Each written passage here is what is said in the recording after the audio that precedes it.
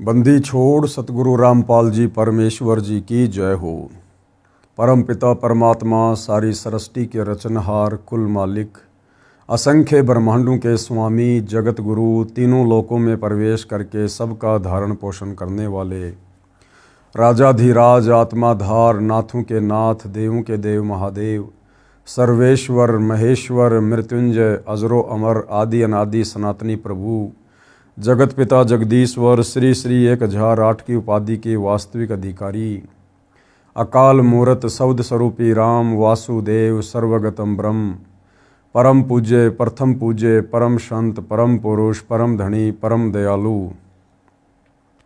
सत्य कबीर हक्का कबीर अल्लाहु कबीर अल्लाहु अकबर बाखबर अल्लाह ताला जगत के तारणहार जगत के मुक्तिदाता जगत के जगन्नाथ हारे के सहारे हिंदुओं के राम मुसलमानों के अल्लाह सिखों के वाहिगुरु ईसाइयों के मसीह दया के सागर दयानिधि करुणा के सागर करुणानिधि स्वयंभू परिभू संकट मोचन कष्ट हरण मंगल कर्ण दुख भंजन अविगत कबीर निर्विकार निर्विषम परमात्मा अलय अलेख सतगुरु आदि अनादि सतगुरु असली मर्यादा पुरुषोत्तम असली राम असली कृष्ण असली घनश्याम असली मुरारी राजाओं के राजा महाराजाओं के महाराजा शहंशाहों के शहंशाह सम्राटों के सम्राट भगवानों के भगवान अल्लाहों के अल्लाह प्रभुओं के प्रभु मसीहाओं के मसीह सच्चे वाहिगुरु बाबाओं के बाबा पीरों के पीर सेठों के सेठ जगत सेठ सावड़सा सेठ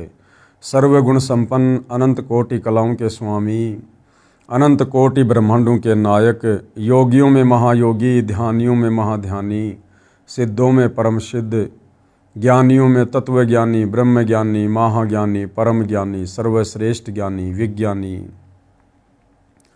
युवा कबीर समर्थ कबीर असंवात अमित ओझा सच्चे रहनुमा करीम अल्लाह सुभान अल्लाह दुनिया के अंतिम पैगंबर 8 सितंबर 1951 से गांव धनाना जिला सोनीपत हरियाणा भारतवर्ष की पावन भूमि पे प्रकट रियल कल की भगवान श्री नारायण साकार हरि श्री बाबा साहेब नूर अनंत परमात्मा सच्चे दरवेश सच्चे बाखबर संत श्रोमणी सतगुरु रामपाल जी परमेश्वर जी के चरण कमल में साध संगति से जुड़े हुए देश विदेश से आप और हम सभी सत्सेवक भाई बहनों का अनंत कोटि दंडवत प्रणाम। सत्साई भाई और बहनों, बहुत बड़ी दया बहुत बड़ी मेहर पूज्य गुरुदेव भगवान की परमेश्वर रामपाल जी की, जिनके शुभ आशीर्वाद से विशेष आशीर्वाद से पूरे विश्व के मानव समाज को विशेषकर हिंदू समाज से जुड़े श्रद्धालुओं को परमपिता परमेश्वर जी के विषय में भक्ति मार्ग के विषय में वो सब कुछ जानने सुनने और समझने को मिल रहा है जिसके लिए ये आत्माएं सदियों से तड़प रही थी।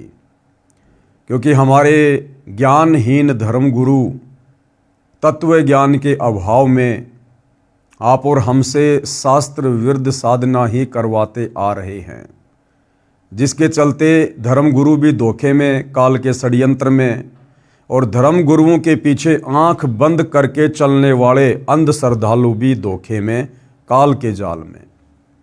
अब परमपिता परमेश्वर जी ने स्वयं सतलोक से चलकर पृथ्वी पर प्रकट होकर तत्वदर्शी संत की भूमिका करके आप और हमारे ऊपर रहम किया है, बड़ी दया की है, जिन्होंने इन धर्मशास्त्रों के सार को निकाल कर हमारे सामने पेश कर दिया है।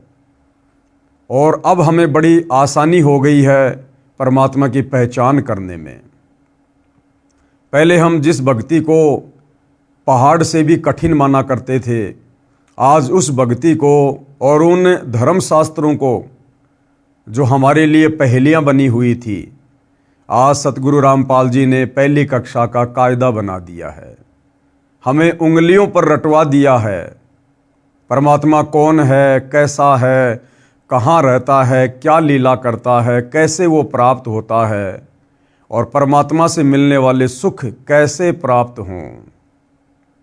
साथ में परमेश्वर ने शास्त्र विरुद्ध साधना के अंतर्गत जो हम पहले श्री ब्रह्मा श्री विष्णु श्री शंकर जी को परमात्मा मानकर सर्वेश्वर महेश्वर स्वयंभू मानकर भक्ति किया करते थे, जिस भक्ति के कारण हमें किसी प्रकार का कोई भी आध्यात्मिक लाभ प्राप्त नहीं हो रहा था, हमें किसी भी प्रकार से सुख की प्राप्ति नहीं हो रही थी, शरीर में रोग है तो बढ़ता ही जा रहा था। अब परमेश्वर ने दया करी, हमें सतभक्ति मार्ग वाली गति प्रदान की, जिसके चलते हमारे वो सांसारिक कार्य भी बड़ी आसानी से सुलभ हो रहे हैं। तो भाइयों और बहनों, ऐसे परमपिता परमेश्वर जी की भक्ति करने में हमने किसी भी प्रकार की कोई भी आनाकानी या आलस्य नहीं करना चाहिए, क्योंकि इस समर्थ परमात्मा कबीर देव की भक्ति हमें युगों युगों उपरांत नसीब होती है।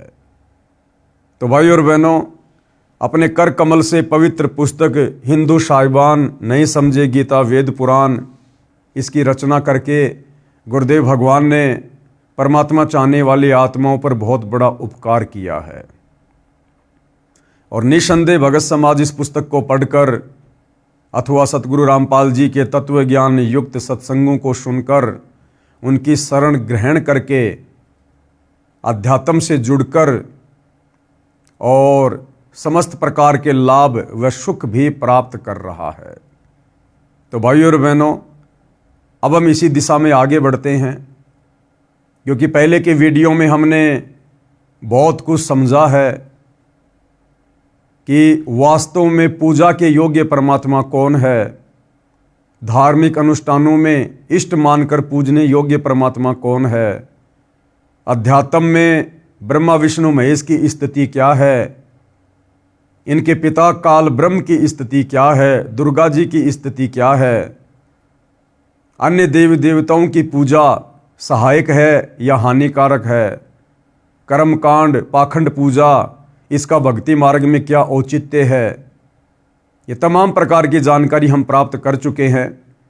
और वह सर्वश्रेष्ठ परमात्मा कौन है जो तीनों लोकों में प्रवेश करके सबका धारण पोषण करता है, एकमात्र उसी की भक्ति करनी चाहिए। ये सारी बातें भाइयों और बहनों हमने सतगुरु रामपाल जी के सत्संग सुनकर व उनके कर कमल से लिखित पुस्तकों को पढ़कर समझ लिया है। अब हमारे लिए भक्ति मार्ग की राह बड़ी आसान हो गई है। अब आज के इस वीडियो में जो 24वें नंबर का वीडियो है, हम ये जानेंगे कि वह परमपिता परमात्मा कबीर साहिब सतलोक से चलकर गति करके अच्छी आत्माओं को तत्व ज्ञान देने के मकसद से जब कलयुग में धरती पर प्रकट होते हैं तो परमेश्वर क्या लीला करते हैं और कैसे अपना तत्व ज्ञान अपनी आत्माओं तक पहुंचाते हैं, और वर्तमान कलयुग में परमात्मा भारतवर्ष की पवित्र भूमि पर किस नगर में किस शहर में प्रकट हुए और परमेश्वर ने अपनी लीला की। तो पवित्र पुस्तक हिंदू साहिबान नहीं समझे गीता वेद पुराण, पेज नंबर 324, कबीर परमेश्वर जी का कलयुग में अवतरण। लेखक यानी सतगुरु रामपाल जी के शब्दों में, बंदी छोड़ कबीर परमेश्वर जी ने द्वापर युग में अपने प्रिय शिष्य सुदर्शन वाल्मीकि जी को शरण में लिया था। भगत सुदर्शन जी के माता पिता ने परमेश्वर कबीर जी के ज्ञान को स्वीकार नहीं किया था।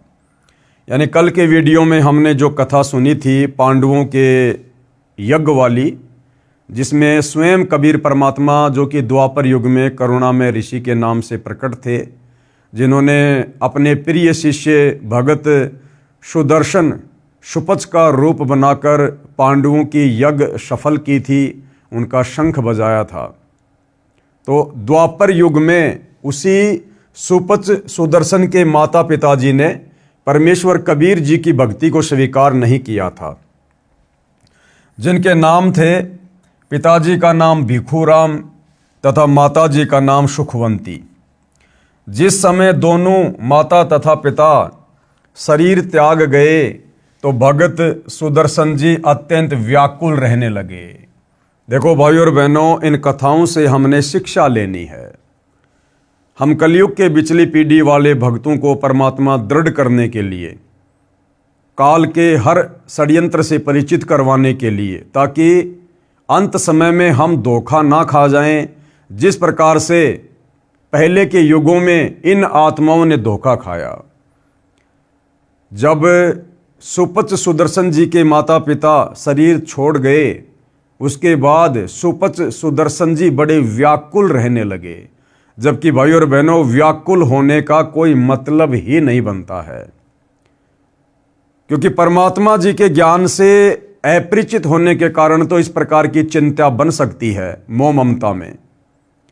परंतु जब परमेश्वर ने आकर हमें तत्व ज्ञान से परिचित करवा दिया, सृष्टि रचना से परिचित करवा दिया, यहाँ के नकली रिश्ते नातों से परिचित करवा दिया कि हम तो खाली ऋण संबंधों के चलते एक दूसरे से जुड़े हुए हैं, बेटा बेटी के रिश्तों में, माता पिता के रिश्तों में, भाई बहनों के रिश्तों में, पति पत्नी के रिश्तों में हमें इस काल ने बांध रखा है।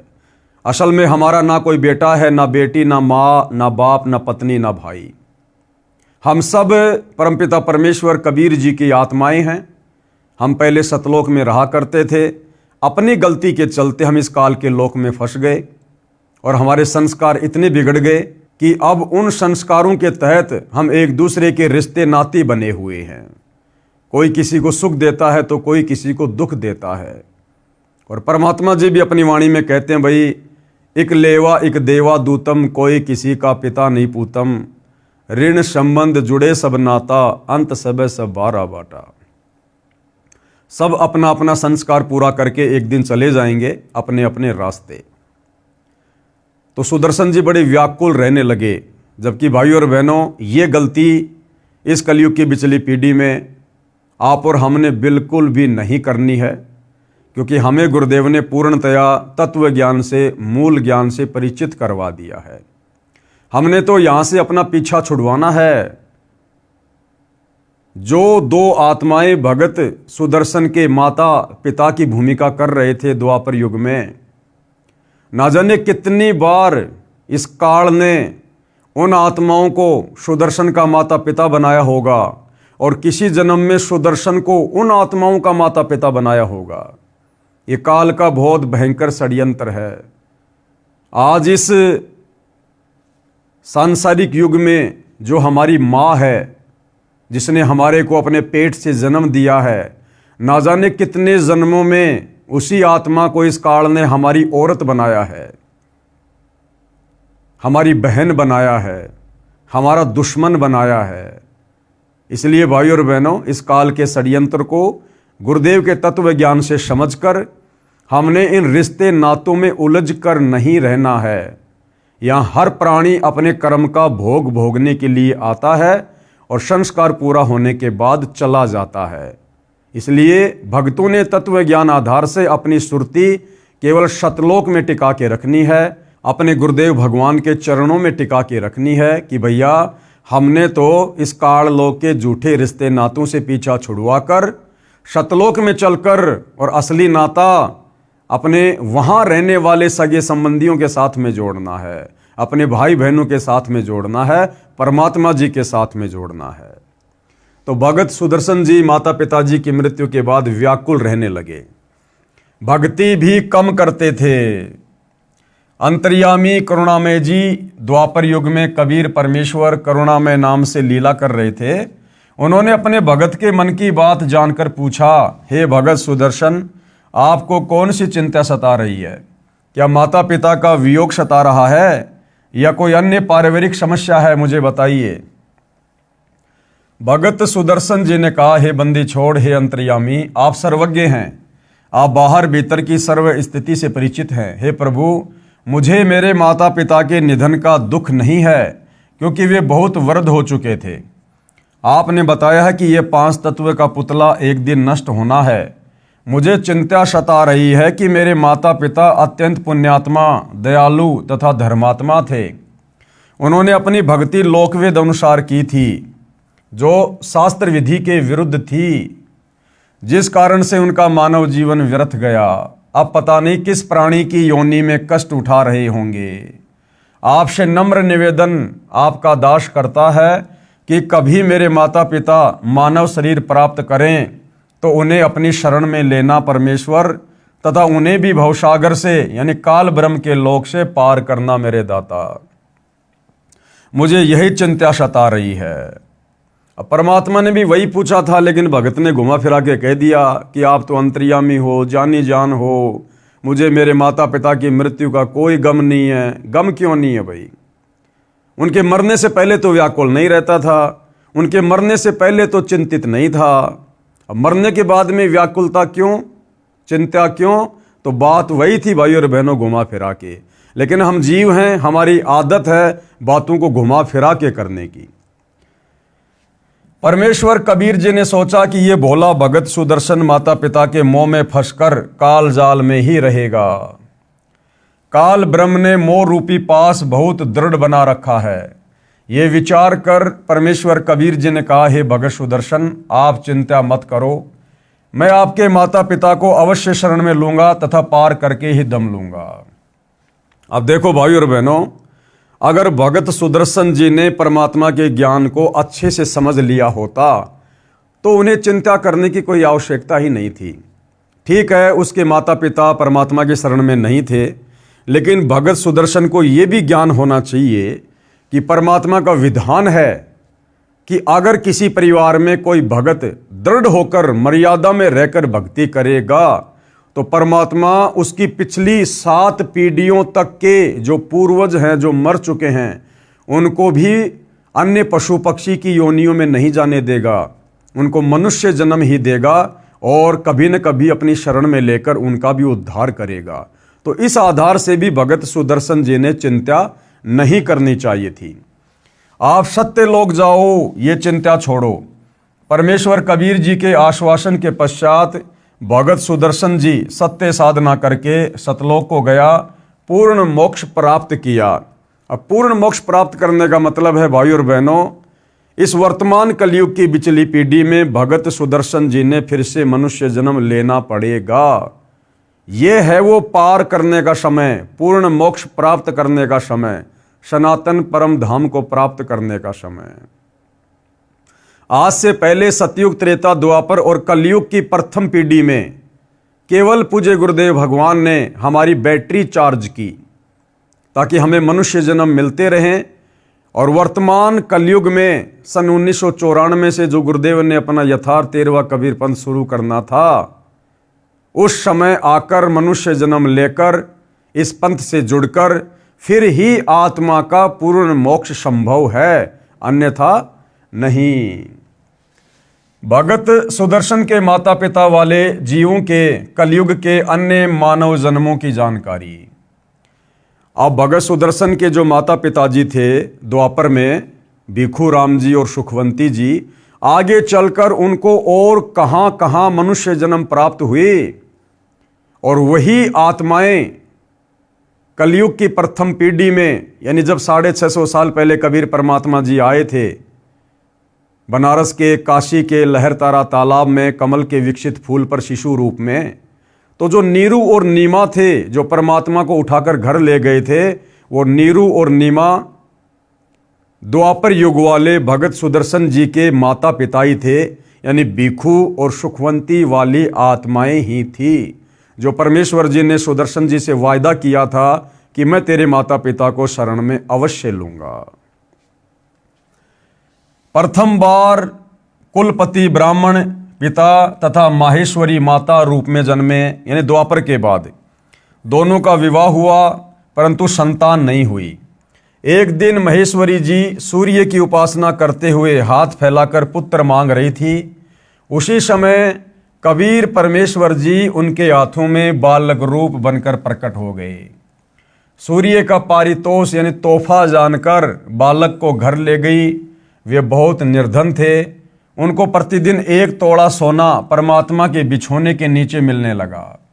ये भी उन्होंने सूर्य देव की कृपा माना। 5 वर्ष की आयु का होने पर उनको भक्ति बताई, यानी जब परमात्मा लीलामय रूप से 5 वर्ष के हुए तो सुदर्शन जी के माता पिता को जो प्रथम मनुष्य जन्म मिला था, तो उन्होंने 5 वर्ष की आयु में अपने मुंह बोले माता पिताजी को भक्ति बताई। परंतु बालक जानकर उनको परमात्मा की एक बात पर भी विश्वास नहीं हुआ। उस जन्म में उन्होंने परमात्मा को नहीं पहचाना, जिस कारण से परमेश्वर कबीर जी बालक रूप अंतर ध्यान हो गए। दोनों पति पत्नी पुत्र मोह में व्याकुल हुए। परमात्मा की सेवा के फलस्वरूप उनको अगला जन्म भी मानव का मिला, क्योंकि परमात्मा ने भगत से वायदा किया था। चंदवारा शहर में पुरुष का नाम चंदन तथा स्त्री का नाम उर्धा था। ब्राह्मण कुल में जन्म हुआ। दोनों निसंतान थे। इस जन्म में भी दोनों निसंतान। एक दिन उर्धा सरोवर पर स्नान करने गई। वहां कबीर परमेश्वर जी कमल के फूल पर शिशु रूप धारण करके विराजमान हुए। उर्धा बालक कबीर को उठाकर घर ले गई। लोकलाज के कारण चंदन ने पत्नी से कहा कि इस बालक को जहां से लाई थी वहीं छोड़कर आ जा, कुल के लोग मजाक करेंगे। दोनों पति पत्नी परमात्मा को लेकर जल में डालने चले तो परमात्मा उनके हाथों से गायब हो गए। दोनों बहुत व्याकुल हुए। परमात्मा का पारितोष न लेने के भय से सारी आयु रोते रहे। अगला जन्म भी मानव का हुआ। यानी भाइयों और बहनों, जिसके वियोग में रोओगे, चिंतित रहोगे, वही प्राप्त होगा। जिस प्रकार द्वापर युग के बाद सुदर्शन जी के माता पिता भिक्षु और सुखवंती का जन्म एक ब्राह्मण परिवार में हुआ। दोनों का संबंध आपस में पति और पत्नी का, संतान नहीं थी। फिर उनको परमात्मा जी मिले, लेकिन उन्होंने परमात्मा को ना पहचान कर उनकी एक भी बात को स्वीकार नहीं किया। जब परमात्मा 5 वर्ष की आयु के बाद उनको भक्ति समझाने लगे, उसके बाद परमात्मा अंतर्ध्यान हो गए, गायब हो गए। अपने उस पुत्र के वियोग में आजीवन दोनों चिंतित रहे, व्याकुल रहे। अब वो पुत्र कौन था? परमात्मा। सारी जिंदगी वो किसकी याद में रोए? उसी बालक रूप परमात्मा की याद में। तो अगले जन्म में भाइयों और बहनों वही परमात्मा उनको फिर से मिले। क्यों? क्योंकि वो जिसके वियोग में रो रहे थे, जिसकी चिंता में रो रहे थे, इस काललोक के विधान अनुसार उनको वही प्राप्त होता है। गीता अध्याय 8 श्लोक नंबर 6 की अर्जुन, अंत समय में यह प्राणी शरीर त्यागते समय जिस भी भाव में भावित होता है उसका वही जन्म होता है। तो परमात्मा के वियोग में रोए तो अगले जन्म में भी उनको मनुष्य जन्म मिला। और इसी प्रकार से एक तालाब पर कमल के विकसित फूल पर वही कबीर परमात्मा उनको फिर से बालक रूप में मिले, शिशु रूप में मिले। और उस मनुष्य जन्म में भी उन्होंने परमात्मा को नहीं पहचाना। यानी उसकी पत्नी जो सरोवर से परमात्मा को लेकर आई थी, तो उसके पति ने कहा लोकलाज के कारण कि जहां से लाई है वहीं छोड़ के आ जा। तो दोनों वापस वहीं परमात्मा को छोड़ने गए तो परमात्मा उनके हाथों से गायब हो गए, अंतर्ध्यान हो गए। फिर पूरी जिंदगी वो परमात्मा के वियोग में रोए। और भाइयों और बहनों, परमात्मा के वियोग में रोने के कारण फिर अगला जन्म भी उनको स्त्री और पुरुष का मिला, कलयुग के प्रथम चरण में नीरू और नीमा का। और वही परमात्मा फिर से उनको मिला और परमेश्वर ने उनको निमित्त बनाकर अपनी परवरिश करवाई। यानी भाइयों और बहनों, हम जिसके वियोग में व्याकुल रहेंगे, चिंतित रहेंगे, हमें वही प्राप्त होगा। तो बहुत गहरी शिक्षा है भाइयों और बहनों। अब हम भक्तों को परमात्मा ने तत्व ज्ञान देकर इस गंदे लोक की वास्तविकता से, इस काल लोक की सच्चाई से, यहाँ के झूठे रिश्ते नातों की सच्चाई से हमें परिचित करवा दिया है। इसलिए हमने यहाँ की किसी भी नश्वर संपत्ति के मोह में, यहाँ के क्षणभंगुर बेटा बेटी भाई बंधु रिश्तेदारों के मोह में या अन्य भौतिक वस्तुओं के मोह में व्याकुल नहीं रहना, चिंतित नहीं रहना। हमने चिंतित रहना है केवल अपने मोक्ष को लेकर कि हे भगवान, मेरा मोक्ष नहीं हुआ तो क्या होगा। हमने चिंतित रहना है अपने पूज्य गुरुदेव भगवान को लेकर कि हे गुरुदेव, यदि आपकी प्राप्ति नहीं हुई, यदि मेरी भक्ति सफल नहीं हुई, मुझे सतलोक की प्राप्ति नहीं हुई तो क्या होगा मालिक। तो भाइयों और बहनों, जिसकी हम चिंता करेंगे अंत समय में परमात्मा हमें वहीं ले जाकर बैठा देगा। कथा इस प्रकार है। भगत सुदर्शन वाल्मीकि के माता पिता वाले जीवों को कलयुग में तीसरा भी मानव शरीर प्राप्त हुआ। भारतवर्ष के काशी शहर में सुदर्शन के पिता वाले जीव ने एक ब्राह्मण के घर जन्म लिया तथा गौरी शंकर नाम रखा, जो आगे चलकर नीरू कहलाया। तथा सुदर्शन जी की माता वाले जीव ने भी एक ब्राह्मण के घर कन्या रूप में जन्म लिया तथा सरस्वती नाम रखा, जो आगे चलकर नीमा कहलाई। युवा होने पर दोनों का विवाह हुआ। गौरी शंकर ब्राह्मण भगवान शिव का उपासक था तथा शिव पुराण की कथा करके भगवान शिव की महिमा का गुणगान किया करता। गौरी शंकर निर्लोभी था। कथा करने से जो धन प्राप्त होता था उसे धर्म में ही लगाया करता था। जो व्यक्ति कथा करवाते थे तथा सुनते थे सब गौरी शंकर ब्राह्मण के त्याग की प्रशंसा किया करते थे, जिस कारण से पूरी काशी में गौरी शंकर की प्रसिद्धि हो रही थी। अन्य स्वार्थी ब्राह्मणों का कथा करके धन एकत्रित करने का धंधा बंद हो गया। इस कारण से वे ब्राह्मण उस गौरी शंकर ब्राह्मण से ईर्ष्या रखते थे।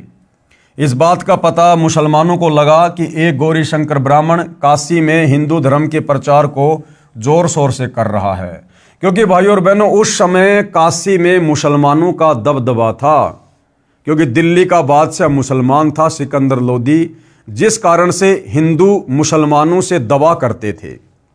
तो जब मुसलमानों को इस बात का पता चला कि ये गौरी शंकर नाम का ब्राह्मण हिंदू धर्म का कुछ ज़्यादा ही प्रचार प्रसार कर रहा है, इसको किस तरह बंद करें। मुसलमानों को पता चला कि काशी के सभी ब्राह्मण गौरी शंकर से ईर्ष्या रखते हैं। इस बात का लाभ मुसलमानों ने उठाया। गौरी शंकर व सरस्वती के घर के अंदर अपना पानी छिड़क दिया। किसने? मुसलमानों ने। अपना जूठा पानी उनके मुख पर लगा दिया, कपड़ों पर भी छिड़क दिया तथा आवाज लगा दी कि गौरी शंकर तथा सरस्वती मुसलमान बन गए हैं। जबरन उनको हिंदू से मुसलमान बना दिया। पुरुष का नाम नूर अली उर्फ नीरू तथा स्त्री का नाम नियामत उर्फ नीमा रखा। अन्य स्वार्थी ब्राह्मणों को पता चला तो उनका दाव लग गया। उन्होंने तुरंत ही ब्राह्मणों की पंचायत बुलाई तथा फैसला कर लिया कि गौरी शंकर तथा सरस्वती मुसलमान बन गए हैं। अब इनका ब्राह्मण समाज से कोई नाता नहीं रहा। इनका गंगा में स्नान करना, मंदिर में जाने तथा हिंदू ग्रंथों को पढ़ने पर प्रतिबंध लगा दिया गया।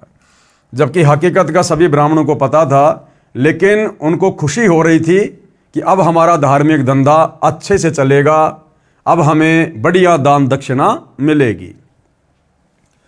गौरी शंकर अर्थात नीरू जी कुछ दिन तो बहुत परेशान रहे। जो कथा करके धन आता था उसी से घर का निर्वाह चलता था। उसके बंद होने से रोटी के भी लाले पड़ गए। नीरू ने विचार करके अपने निर्वाह के लिए कपड़ा बुनने का कार्य प्रारंभ किया, जिस कारण से जुलाहा कहलाया। कपड़ा बुनने से जो मजदूरी मिलती थी उससे अपना तथा अपनी पत्नी का पेट पालता था। जिस समय धन अधिक आ जाता तो उसको धर्म में लगा देता था। यानी भाइयों और बहनों, आप और हमारे लिए भी शिक्षा है कि उन्होंने कभी भी धन एकत्रित नहीं किया, जमा नहीं किया। वो परमात्मा पर विश्वास करके चलते थे, जबकि उनको उस समय तक ना ही तो परमात्मा मिला था, ना उनको तत्व ज्ञान की प्राप्ति हुई थी। विवाह को कई वर्ष बीत गए थे, उनको कोई संतान नहीं हुई। दोनों पति पत्नी ने बच्चे होने के लिए बहुत अनुष्ठान किए, साधु संतों का आशीर्वाद भी लिया, परंतु कोई संतान नहीं हुई। हिंदुओं द्वारा उन दोनों का गंगा नदी में स्नान करना बंद कर दिया गया था। उनके निवास स्थान से लगभग 4 किलोमीटर दूर एक लहर तारा नामक सरोवर था, जिसमें गंगा नदी का ही जल लहरों के द्वारा नीची पटरी के ऊपर से उछल कर आता था, इसलिए उस सरोवर का नाम लहर तारा पड़ा। उस तालाब में बड़े बड़े कमल के फूल उगे हुए थे। मुसलमानों ने गौरी शंकर का नाम नूर अली रखा, जो उर्फ नाम से नीरू कहलाया, तथा पत्नी का नाम नियामत रखा, जो उर्फ नाम से नीमा कहलाई। नीरू नीमा भले ही मुसलमान बन गए थे, परंतु अपने हृदय से साधना भगवान शंकर जी की ही किया करते थे तथा प्रतिदिन सवेरे सूर्योदय से पूर्व लहरतारा तालाब में स्नान करने जाया करते थे। अब नीरू और नीमा को किस प्रकार से उसी लहरतारा तालाब पर कबीर परमात्मा शिशु रूप में प्राप्त हुए। नीरू नीमा को कबीर परमात्मा की लहरतारा सरोवर में प्राप्ति। ज्येष्ठ मास की शुक्ल पूर्णमासी विक्रमी संवत 1455 सन 1398 सोमवार को भी ब्रह्म मुहूर्त का समय सूर्योदय से लगभग 1.5 घंटा पहले होता है, उसमें स्नान करने के लिए जा रहे थे। नीमा रास्ते में भगवान शंकर से प्रार्थना कर रही थी कि हे दीनानाथ, आप अपने दासों को भी एक बच्चा, एक बालक दे दो। आपके घर में क्या कमी है प्रभु, हमारा भी जीवन सफल हो जाएगा। दुनिया के व्यंग सुन सुनकर आत्मा दुखी हो जाती है। मुझ पापिन से ऐसी कौन सी गलती किस जन्म में हुई है जिस कारण मुझे बच्चे का मुख देखने को तरसना पड़ रहा है। जबकि भाई और बहनों, परमात्मा तो उनको इस बीमारी से दूर रख रहे थे। परमात्मा उन आत्माओं का मोक्ष करना चाहते थे, स्वयं बालक रूप में उनके घर में आना चाहते थे। हमारे पापों को क्षमा करो प्रभु, हमें भी एक बालक दे दो। ये कहकर नीमा फूट फूट कर रोने लगी। तब नीरू ने धैर्य दिलाते हुए कहा, हे नीमा, हमारे भाग्य में संतान नहीं है। यदि भाग्य में संतान होती तो प्रभु शिव अवश्य प्रदान कर देते। आप रो रो कर आंखें खराब कर लोगी। बालक भाग्य में है नहीं जो वृद्ध अवस्था में उंगली पकड़ लेता। आप मत रोवो, आपका बार बार रोना मेरे से देखा नहीं जाता। ये कहकर नीरू की आंखें भी भर आई। इसी तरह प्रभु की चर्चा व बालक प्राप्ति की याचना करते हुए उसी लहरतारा तालाब पर पहुंच गए। प्रथम नीमा ने प्रवेश किया, उसके पश्चात नीरू ने स्नान करने को तालाब में प्रवेश किया। सुबह का अंधेरा शीघ्र ही उजाले में बदल जाता है। जिस समय नीमा ने स्नान किया था उस समय तक तो अंधेरा था। जब कपड़े बदलकर पुनः तालाब पर उस कपड़ों को धोने के लिए गई जिसे पहनकर स्नान किया था, उस समय नीरू तालाब में प्रवेश करके गोते लगा लगाकर मल मल कर स्नान कर रहा था। नीमा की दृष्टि एक कमल के फूल पर पड़ी जिस पर कोई वस्तु हिल रही थी। देखो भाई और बहनों, ये परमेश्वर के प्रकट होने की कथा है। ये रियल में सत्यनारायण कथा है, सत्यनारायण कथा। आज से पहले हम भगवान विष्णु की कथाओं को सत्यनारायण की कथा मानकर बड़े ध्यान से सुना करते थे। कोई अनपढ़ होता था तो किसी पढ़े लिखे को बुलवाकर हाथ में पुस्तक देकर उससे सुना करते थे बड़े ध्यान से कि हमें पुण्य मिलेगा। जबकि विष्णु जी सत्यनारायण नहीं थे। असल में सत्यनारायण कबीर परमेश्वर हैं। कबीर परमेश्वर। नार प्लस आयण, नार यानी जल और आयण याना जल पर आने वाला, प्रकट होने वाला। तो असल में ये लीला चारों युगों में कबीर परमात्मा करते हैं नारायण की, जल पर आकर प्रकट होने की। इस काल ने अपने बड़े बेटे ब्रह्मा को जल पर कमल के फूल पर जो पैदा किया, भाई और बहनों, ये तो केवल हम आत्माओं को धोखा देने के लिए, ताकि नारायण हम इन्हीं को मानकर और आदि अधूरी शास्त्र विरुद्ध साधनाओं में लगे रहें। अन्यथा असल में नारायण कबीर परमात्मा है जो प्रत्येक युग में जल पर प्रकट होकर शिशु रूप में आने की लीला करते हैं। नीमा की दृष्टि एक कमल के फूल पर पड़ी जिस पर कोई वस्तु हिल रही थी। प्रथम नीमा ने जाना कोई सर्प है जो कमल के फूल पर बैठा अपने फन को उठाकर हिला रहा है। उसने सोचा कहीं ये सर्प मेरे पति को डस ना ले। नीमा ने उसको ध्यानपूर्वक देखा, वह सर्प नहीं है, कोई बालक था जिसने एक पैर अपने मुख में ले रखा था तथा दूसरे को हिला रहा था।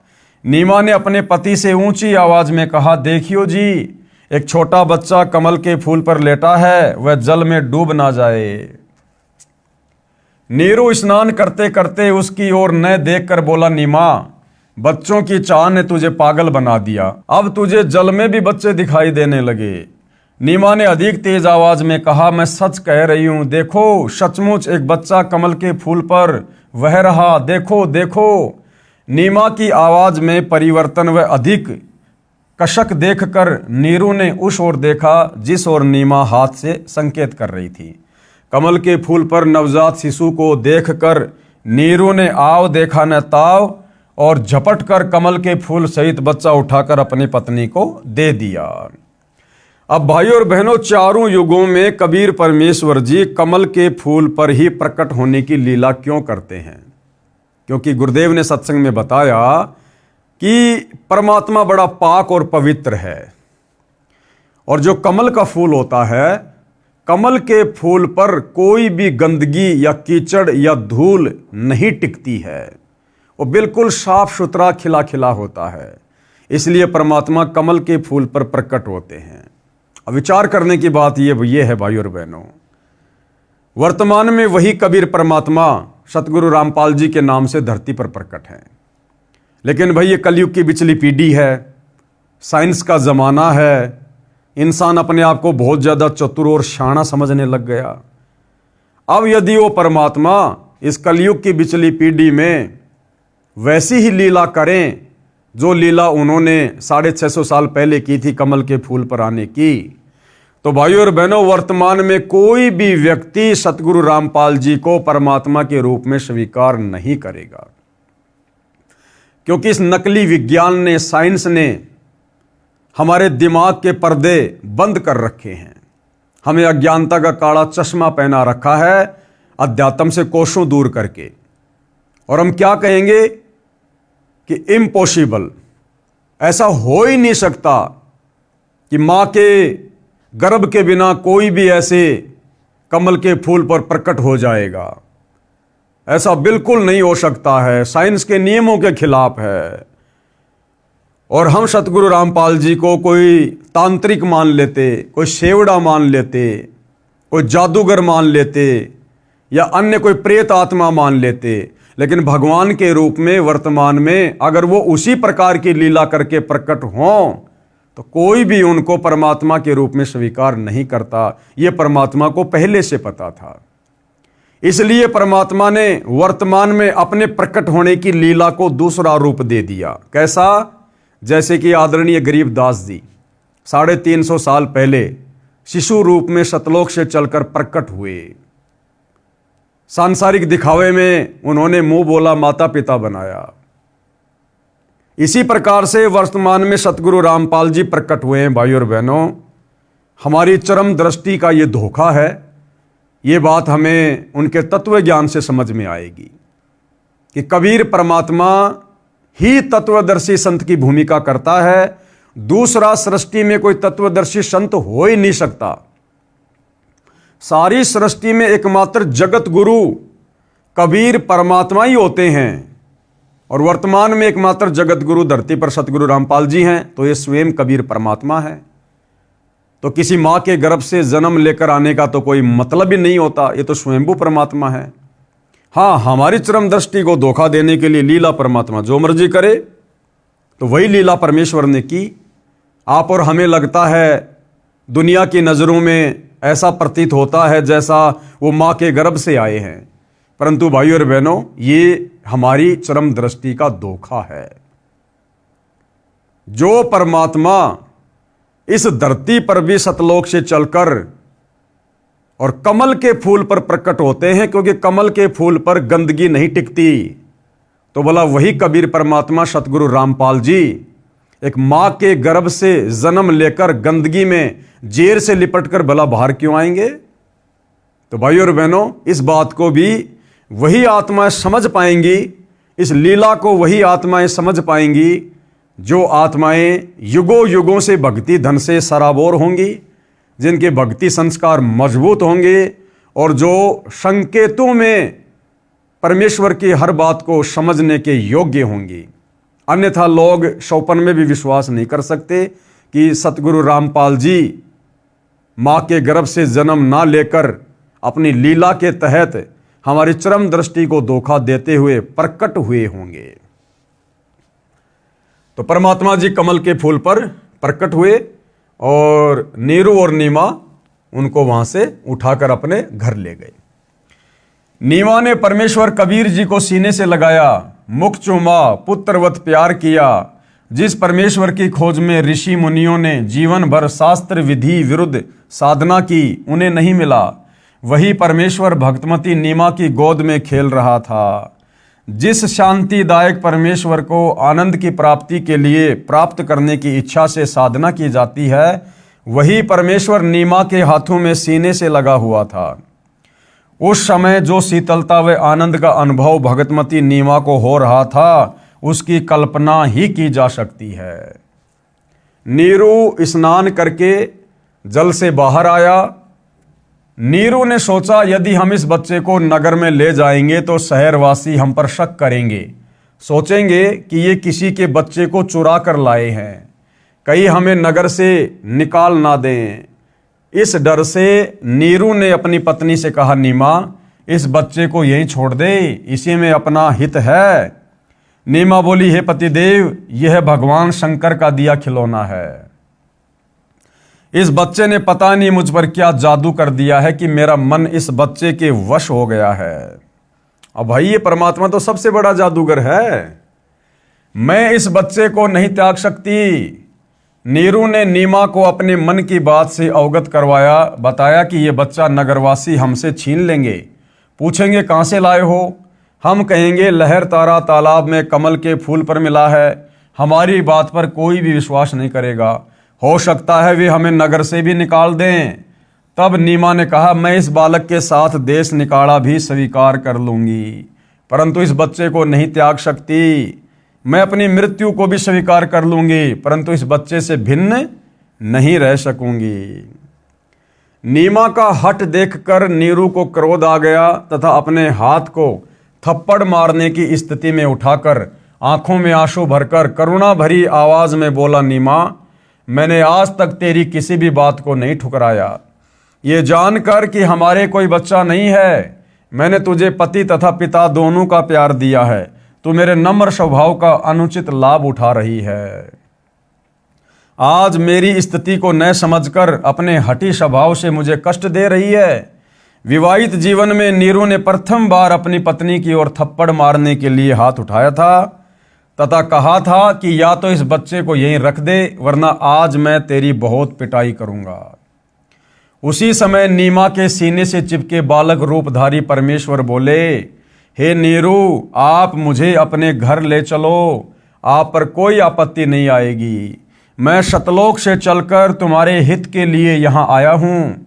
नवजात शिशु के मुख से उपरोक्त वचन सुनकर नीरू यानी नूर अली डर गया, कहीं यह कोई देव या पितर या कोई सिद्ध पुरुष न हो और मुझे श्राप दे दे। अब देखो भाइयों और बहनों, जब 650 साल पहले नीरू और नीमा, जिन्होंने अपनी आंखों से कमल के फूल पर शिशु रूपधारी परमेश्वर कबीर को देखा, उठाया, और परमात्मा ने शिशु रूप में ही उनको संदेशा भी दिया, उसके बावजूद भी उन्होंने परमेश्वर को ना पहचान कर क्या समझा, क्या कह रहे हैं, वो दोनों डर गए, कहीं ये कोई देव या पितर या कोई सिद्ध पुरुष ना हो और मुझे श्राप ना दे दे। तो बोलो, अगर वर्तमान कलयुग की बिचली पीढ़ी में, इस भयंकर कलयुग में, साइंस के ज़माने में, अगर सतगुरु रामपाल जी किसी तालाब में या जोहड़ में विकसित कमल के फूल पर प्रकट होने की लीला करते, तो वर्तमान में भला उनको परमात्मा के रूप में कौन स्वीकार करता। इस डर से नीरू कुछ नहीं बोला, घर की ओर चल पड़ा। पीछे पीछे उसकी पत्नी परमेश्वर को प्यार करती हुई चल पड़ी। अब आगे की लीला।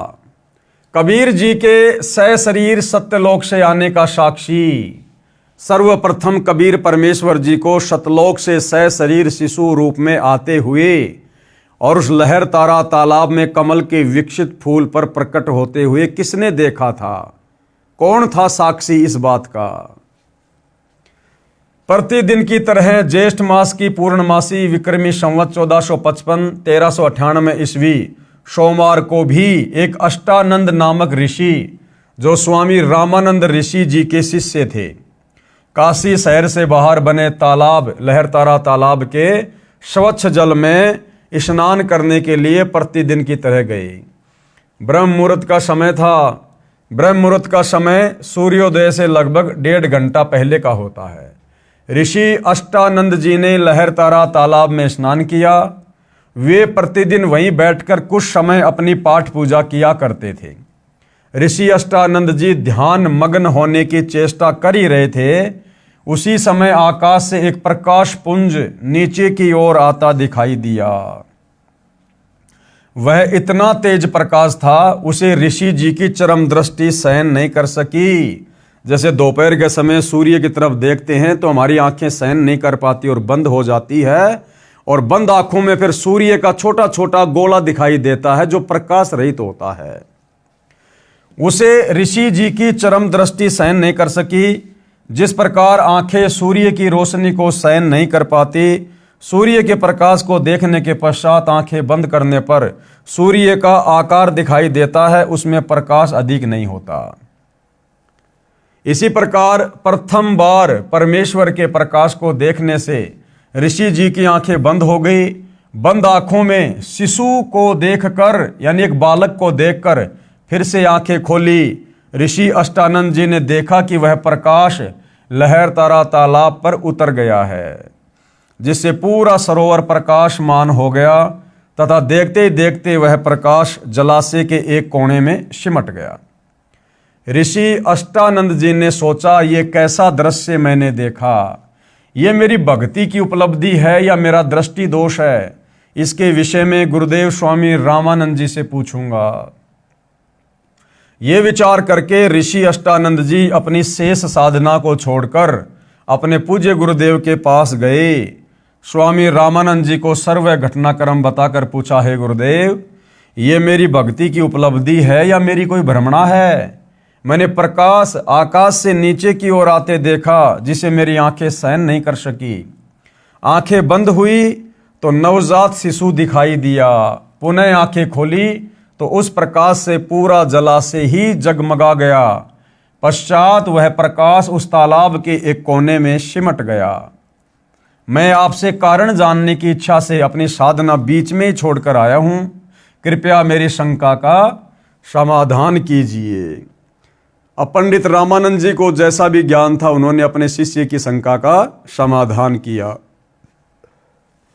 ऋषि रामानंद स्वामी जी ने अपने शिष्य अष्टानंद से कहा, हे ब्राह्मण, ये न तो तेरी भक्ति की उपलब्धि है, न आपका दृष्टि दोष ही है। इस प्रकार की घटनाएं उस समय होती है जब ऊपर के लोकों से कोई देव पुरुष पृथ्वी पर अवतार धारण करने के लिए आते हैं। वह किसी स्त्री के गर्भ में निवास करता है। क्या कह रहे हैं रामानंद जी?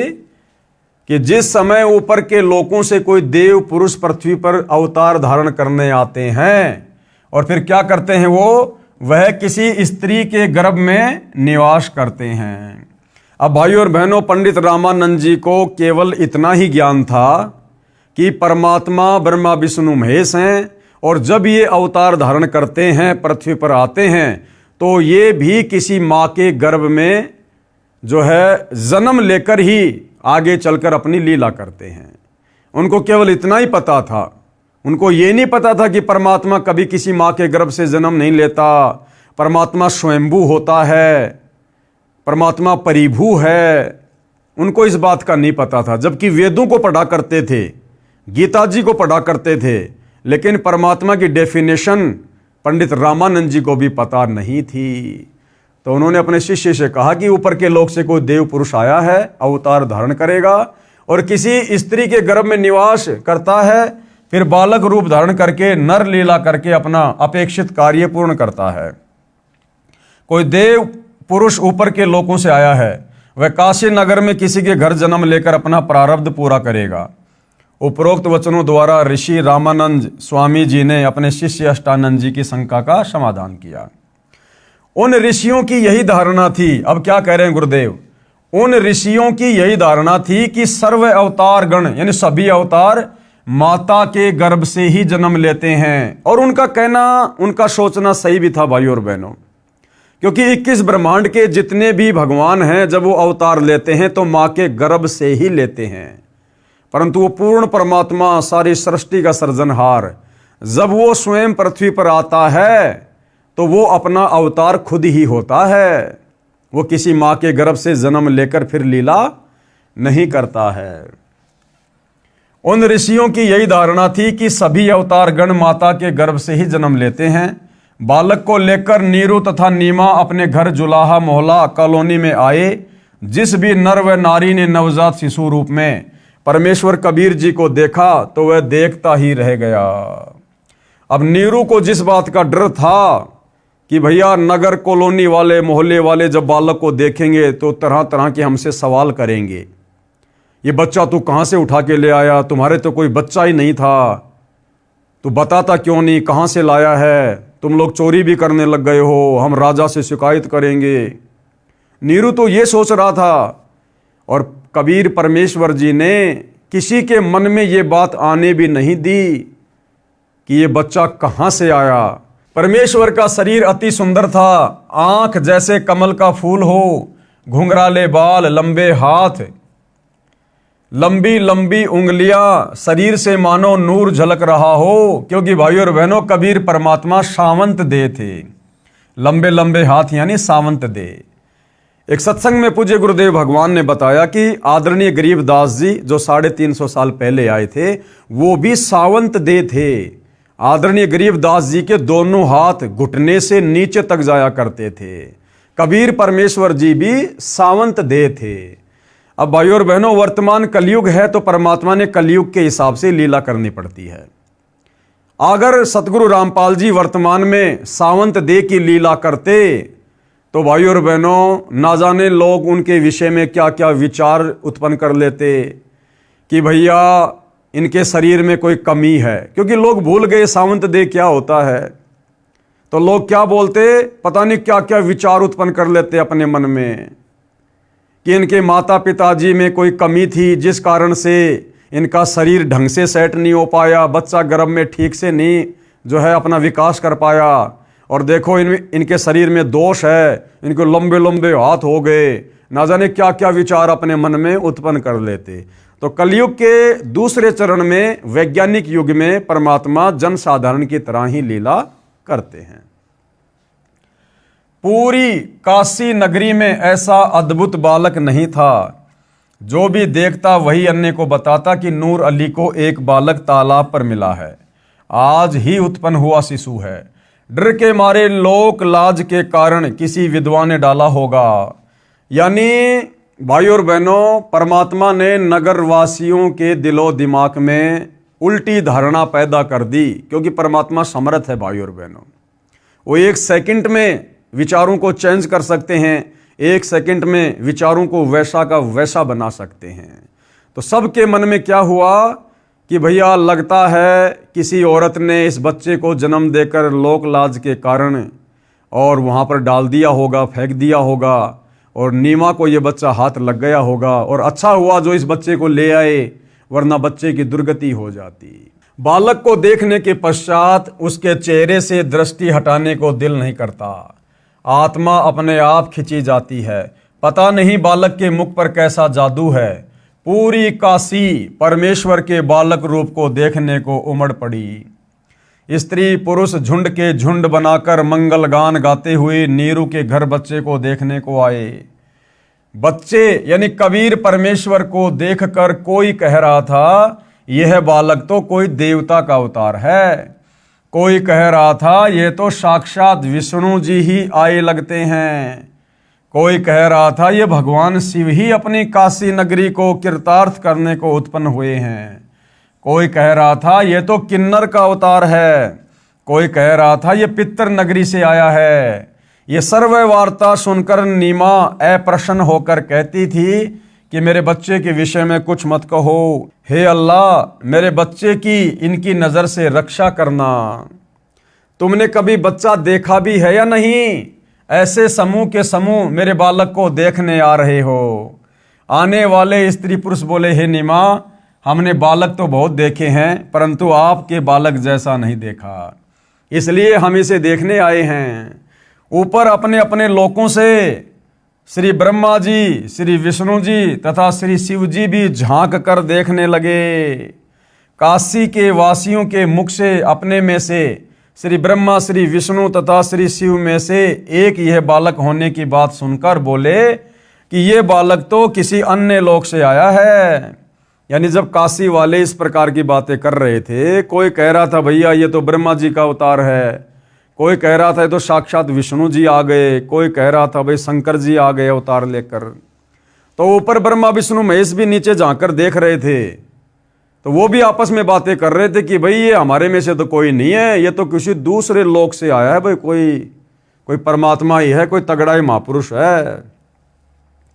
इसके मूल स्थान से हम भी अपरिचित हैं। उन्होंने भी अपनी दिव्य दृष्टि लगा के देख ली, ब्रह्मा विष्णु महेश को भी पता नहीं चला। तो उन्होंने कहा कि ये तो किसी अपरिचित लोक से आया है। अब भाई और बहनों, वो तो अपरिचित लोक ही है हमारे लिए, तो सत्यलोक। इसके मूल स्थान से हम भी अपरिचित हैं, परंतु है बहुत शक्ति युक्त, कोई सिद्ध पुरुष है। शिशु कबीर परमेश्वर का नामांकन। अब जैसे छोटे बच्चे का नामकरण किया जाता है, नाम रखा जाता है, तो कबीर परमेश्वर जी का जब नाम रखने का समय आया तो परमेश्वर जी ने क्या और कैसी लीला की। नीरू यानी नूर अली तथा नीमा पहले हिंदू ब्राह्मण ब्राह्मणी थे। इस कारण लालचवश ब्राह्मण लड़के का नाम रखने आए। अब देखो कितने लोभी और लालची थे। पहले तो बड़े खुश हुए जब मुसलमानों ने जबरदस्ती अपना पानी छिड़क कर उनको जबरन मुसलमान बना दिया।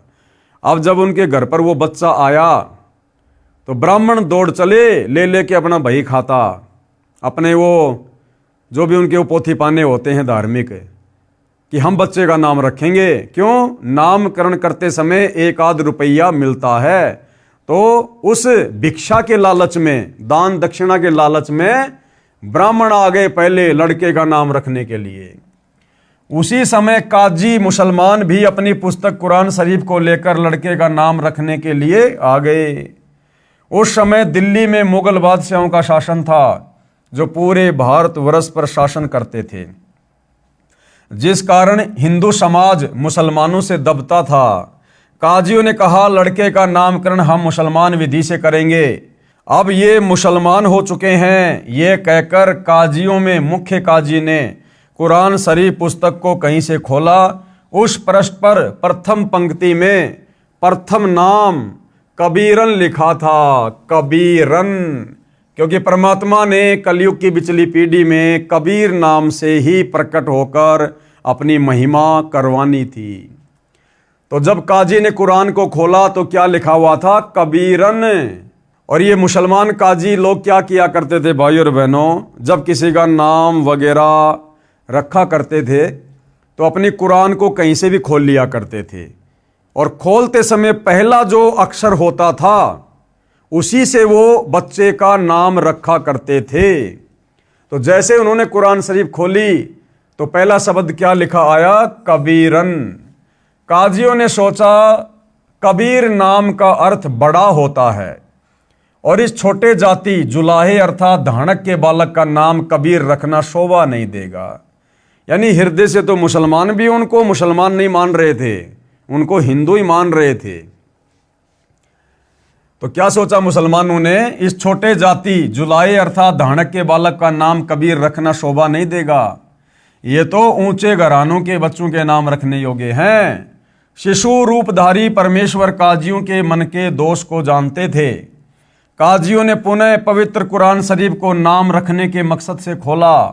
उन दोनों पेजों पर कबीर कबीर कबीर अक्षर लिखे थे, अन्य कोई लेख ही नहीं था।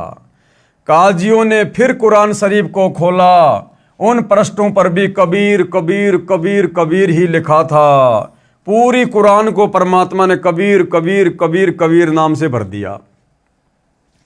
काजियों ने पूरी कुरान का निरीक्षण किया तो उनके द्वारा लाई गई कुरान शरीफ में सभी अक्षर कबीर कबीर कबीर कबीर हो गए। काजी बोले इस बालक ने कोई जादू मंत्र करके हमारी कुरान शरीफ को ही बदल डाला। तब कबीर परमेश्वर शिशु रूप में बोले, हे काशी के काजियों, मैं कबीर अल्लाह अर्थात अल्लाहु अकबर हूँ, मेरा नाम कबीर ही रखो। काजियों ने अपने साथ लाई कुरान को वहीं पटक दिया तथा चले गए। बोले इस बच्चे में कोई प्रेत आत्मा बोलती है। अब भाइयों और बहनों, परमात्मा को पहचानना इतना आसान नहीं है। ऐसी ऐसी लीला कर दी भगवान ने। क्या किसी ने ऐसा चमत्कार किया था जो लिखे हुए अक्षरों को चेंज कर दे? उसके बावजूद भी इस काल प्रेरित हम काजियों ने, मुल्लाओं ने, पंडितों ने, ब्राह्मणों ने परमेश्वर जी को नहीं पहचाना। शिशु कबीर परमेश्वर द्वारा कंवारी गाय का दूध पीना। बालक कबीर को दूध पिलाने की कोशिश नीमा ने की तो परमेश्वर ने मुख बंद कर लिया। सर्व प्रयत्न करने पर भी नीमा तथा नीरू बालक को दूध पिलाने में असफल रहे। यानी घर लाकर जब कबीर परमेश्वर जी को, जो कि बालक रूप में थे, लीला कर रहे थे, नीरू और नीमा ने दूध पिलाने का प्रयत्न किया गाय का, लेकिन परमात्मा ने वो दूध नहीं पिया। उन्होंने बहुत सारा प्रयत्न किया। कभी परमात्मा मुंह को फेर लेते, कभी मुंह को बंद कर लेते, कभी वापस नीचे गिरा देते। वो दूध परमात्मा ने नहीं पिया। क्यों? क्योंकि भाइयों और बहनों, आप और हमने इसी पवित्र पुस्तक में देखा कि जब कबीर परमात्मा प्रत्येक युग की शुरुआत में एक पूरा जीवन शिशु रूप में लीला करते हैं तो परमेश्वर कंवारी गाय का दूध पीते हैं। जिस गाय को, जिस बछिया को कभी बैल ने टच ना किया हो, अभी अधन्या धेनव, यानी बिना धनाई गाय का परमात्मा दूध पीते हैं। तो परमात्मा ने वेदों में लिखी हुई अपनी उस लीला को भी सत्य साबित करना था, ताकि भगवान को पहचानने में हमें बड़ी आसानी हो कि ऐसी लीला किसने की है। अगर ब्रह्मा विष्णु महेश ने की है तो वो परमात्मा साबित होंगे, अगर रामकृष्ण ने की है तो वो परमात्मा साबित होंगे, अगर कबीर जी ने की है तो कबीर जी ही परमात्मा साबित होंगे। 25 दिन जब बालक को निराहार बीत गए तो माता पिता अति चिंतित हो गए। 24 दिन से नीमा तो रो रो कर विलाप कर रही थी, सोच रही थी ये बच्चा कुछ भी नहीं खा रहा है, यह मरेगा, मेरे बेटे को किसी की नज़र लगी है। 24 दिन से लगातार नज़र उतारने की विधि भिन्न भिन्न स्त्री पुरुषों द्वारा बताई प्रयोग करके थक गई, कोई लाभ नहीं हुआ। आज 25वां दिन उदय हुआ। माता नीमा रात्रि भर जागती रही तथा रोती रही कि पता नहीं ये बच्चा कब मर जाएगा, मैं भी साथ ही फांसी पर लटक कर जाऊंगी, मैं इस बच्चे के बिना जीवित नहीं रह सकती। बालक कबीर का शरीर पूर्ण रूप से स्वस्थ था। परमात्मा बिल्कुल हष्ट पुष्ट तथा ऐसे लग रहा था जैसे बच्चा प्रतिदिन 1 किलोग्राम 1 सेर दूध पीता हो। परंतु नीमा को डर था कि बिना कुछ खाए पिए ये बालक जीवित रह ही नहीं सकता, ये कभी भी मृत्यु को प्राप्त हो सकता है। ये सोचकर फूट फूट कर रो रही थी। भगवान शंकर के साथ साथ निराकार प्रभु की भी उपासना तथा उससे भी की गई प्रार्थना जब व्यर्थ रही तो अति व्याकुल होकर रोने लगी। भगवान शिव एक ब्राह्मण ऋषि का रूप बनाकर नीरू की झोपड़ी के सामने खड़े हुए। अब भाइयों और बहनों, परमात्मा ने तो महिमा देनी होती है। थे स्वयं कबीर परमात्मा ही अपने दूसरे रूप में, जो एक ऋषि का रूप बनाकर, एक ब्राह्मण का रूप बनाकर, और नीमा के इस प्रकार विलाप को देखकर, उसकी चिंता को देखकर परमात्मा जी आए तथा नीमा से रोने का कारण जानना चाहा। नीमा रोती रही, हिचकियां लेती रही। संत रूप में खड़े भगवान शिव के अति आग्रह करने पर नीमा रोती रोती कहने लगी, हे ब्राह्मण, मेरे दुख से परिचित होकर आप भी दुखी हो जाओगे। फकीर वेशधारी शिव भगवान बोले, हे माई, कहते हैं अपने मन का दुख दूसरे के समक्ष कहने से मन हल्का हो जाता है। अब कई भाई बहनों को शंका होगी, नहीं नहीं जी, वो तो भगवान शिव ही थे। अरे भैया, वो नीमा भगवान शिव को रोते रोते उसको आधी से ज़्यादा उम्र बीत गई थी कि भगवान शिव मुझे बच्चा दे दे, मुझे बच्चा दे दे। हे भगवान शंकर, तेरे घर में क्या कमी है, क्या कमी है? उस भगवान शिव ने उस समय तो नहीं सुनी उसकी एक भी, और अब कैसे आ जाएगा वो भगवान शंकर? तो स्वयं कबीर परमात्मा ही सारा खेल खेलता है। आपके कष्ट का निवारण करने की विधि भी प्राप्त हो जाए। आंखों में आंसू, जीव्या लड़खड़ाते हुए गहरे सांस लेते हुए नीमा ने बताया, हे महात्मा जी, हम निसंतान थे। 25 दिन पहले हम दोनों पति पत्नी प्रतिदिन की तरह काशी में लहरतरा तालाब पर स्नान करने जा रहे थे। उस दिन ज्येष्ठ मास की शुक्ल पूर्णमासी की सुबह थी। रास्ते में मैंने अपने इष्ट भगवान शंकर से पुत्र प्राप्ति की हृदय से प्रार्थना की थी। मेरी पुकार सुनकर दीनदयाल भगवान शंकर जी ने उसी दिन एक बालक लहर तारा तालाब में कमल के फूल पर हमें दिया। अब ये तो भाई और बहनों नीमा के अपने विचार हैं। बच्चे को प्राप्त करके हमारे हर्ष का कोई ठिकाना नहीं रहा। ये हर्ष अधिक समय तक नहीं रहा। इस बच्चे ने दूध नहीं पिया। सब प्रयत्न करके हम थक चुके हैं। आज इस बच्चे को 25वां दिन है, कुछ भी आहार नहीं किया है। यह बालक मरेगा, इसके साथ ही मैं आत्महत्या करूंगी। मैं इसकी मृत्यु की प्रतीक्षा कर रही हूं। सारी रात्रि बैठकर तथा रो रो कर व्यतीत की है। मैं भगवान शंकर से प्रार्थना कर रही हूं कि हे भगवान, इससे अच्छा तो ये बालक ना देते। अब इस बच्चे में इतनी ममता हो गई है कि मैं इसके बिना जीवित नहीं रह सकूंगी।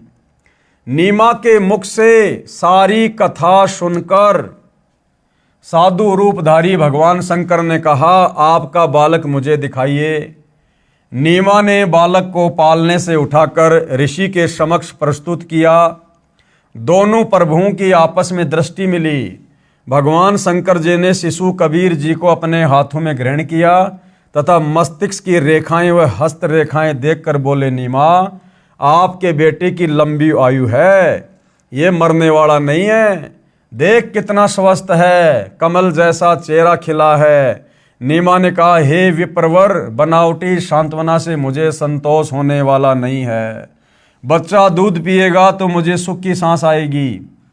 25 दिन के बालक का रूप धारण किए परमेश्वर कबीर जी ने भगवान शिव से कहा, हे भगवान, आप इन्हें कहो एक कंवारी गाय लाए। आप उस कंवारी गाय पर अपना आशीर्वाद भरा हस्त रखना, वह दूध देना प्रारंभ कर देगी। मैं उस कंवारी गाय का दूध पीऊंगा। वह गाय आजीवन बिना ब्याए अर्थात कुंवारी रहकर ही दूध दिया करेगी। उस दूध से मेरी परवरिश होगी। परमेश्वर कबीर जी तथा भगवान शंकर जी की 7 बार चर्चा हुई। शिवजी ने नीमा से कहा, आपका पति कहाँ है? नीमा ने अपने पति को पुकारा। वह भीगी आंखों से उपस्थित हुआ तथा ब्राह्मण को प्रणाम किया। ब्राह्मण ने कहा, नीरू, आप एक कंवारी गाय लाओ, वह दूध देगी। उस दूध को ये बालक पिएगा। नीरू कंवारी गाय ले आया तथा साथ में कुम्हार के घर से एक ताजा छोटा घड़ा यानी 4 किलोग्राम क्षमता का मिट्टी का पात्र भी लेकर आया। परमेश्वर कबीर जी के आदेश अनुसार विप्र रूपधारी शिव जी ने उस कंवारी गाय की पीठ पर हाथ मारा। जैसे थपकी लगाते हैं, गौ माता के थन लंबे लंबे हो गए तथा थनों से दूध की धार बह चली। नीरू को पहले ही वह पात्र थनों के नीचे रखने का आदेश दे रखा था। दूध का पात्र भरते ही थनों से दूध निकलना बंद हो गया।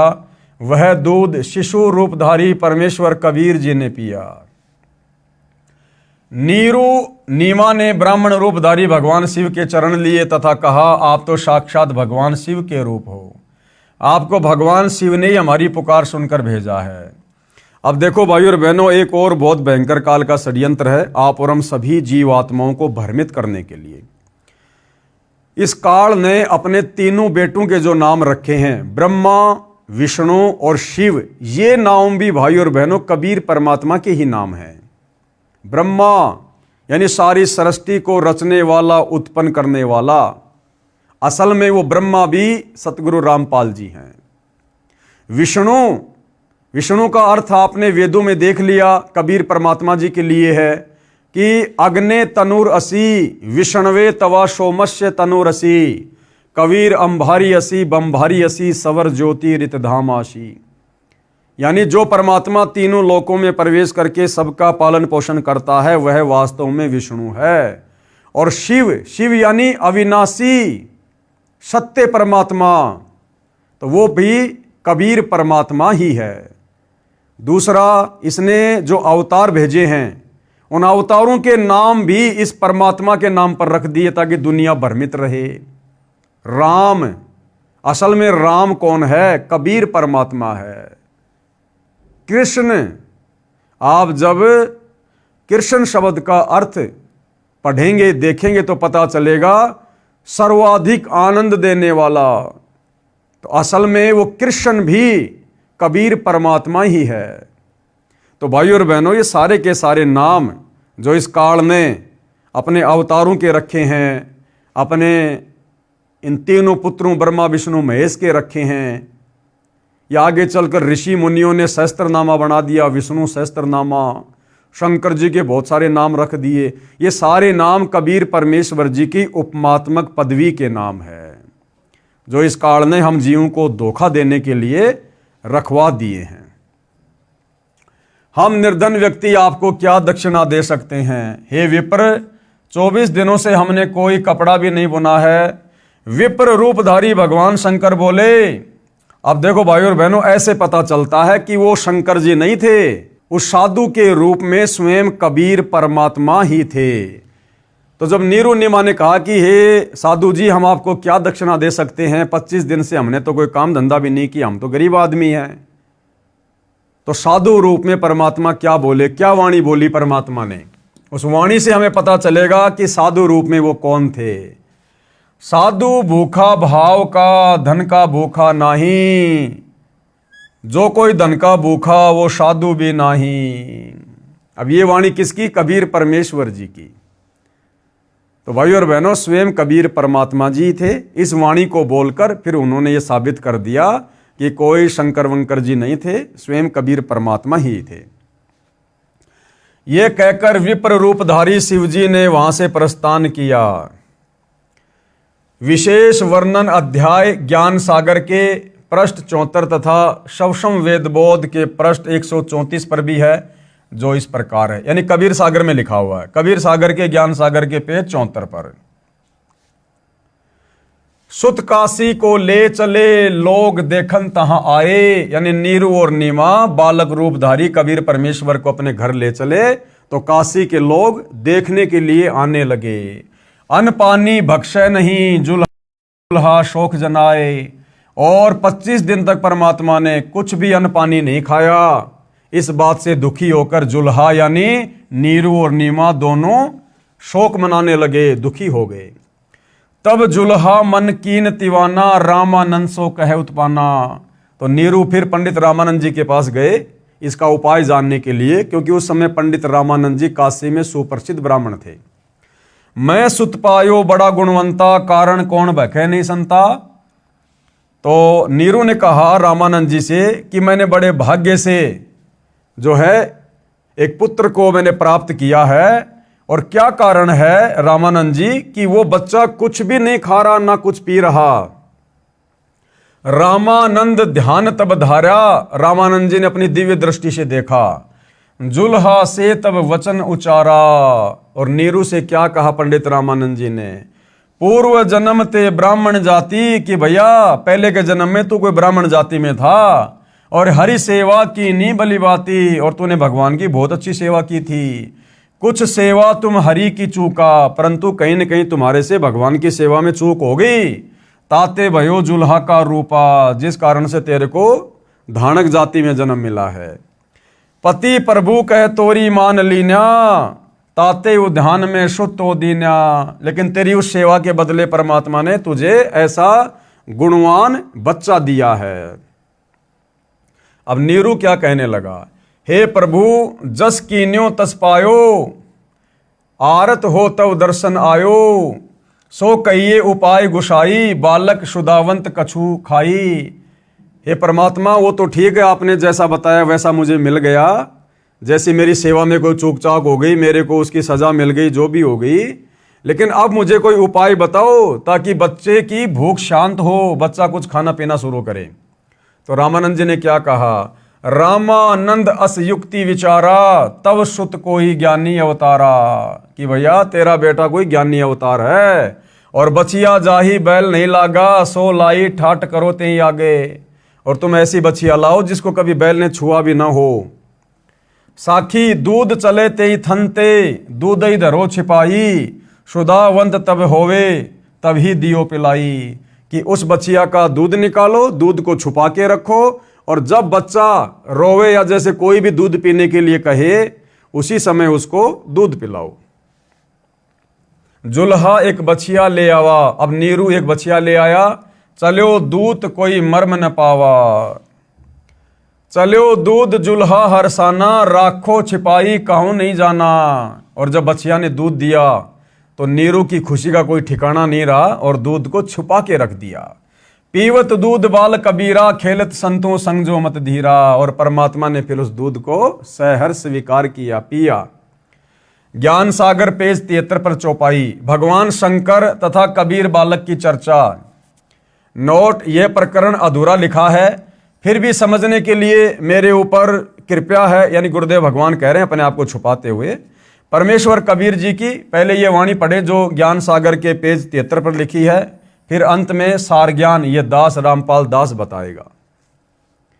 घर नहीं रहो पुरुष और नारी, मैं शिवसों अस वचन उचारी। आन के बार बदत हो योग, आपन नार करत हो भोग। नोट, जो वाणी कोष्टक में लिखी है वे वाणी ज्ञान सागर में नहीं लिखी हैं, जो पुरातन कबीर ग्रंथ से ली गई हैं। ऐसा भ्रम जाल फैलाया, परम पुरुष का नाम मिटाया। काशी मरे तो जन्म न होई, स्वर्ग में बांस तास का सोई। मगर मरे तो गद्दा जन्म पावा, काशी मरे तो मोक्ष करावा। और पुन तुम सब जग ठग राख्या, काशी मरे हो अमर तुम भाख्या। जब शंकर होय तब काला, ब्रह्मांड किस हो बेहाला। तुम मरो और जन्म उठाओ, और इनको कैसे अमर कराओ। सुनो शंकर एक बात हमारी, एक मंगाओ धेनु कंवारी। साथ कोरा घट मंगवाओ, बछिया के पीठ हाथ फिराओ। दूध चलेगा थनते भाई, रुक जाएगा बर्तन भर जाई। सुनो बात देवी के पूता, हम आए जग जगावन सूता। पूर्ण पुरुष का ज्ञान बताऊं, दिव्य मंत्र दे अमर लोक पहुंचाऊं। तब तक नीरू जुल्हा आया, रामानंद ने जो समझाया।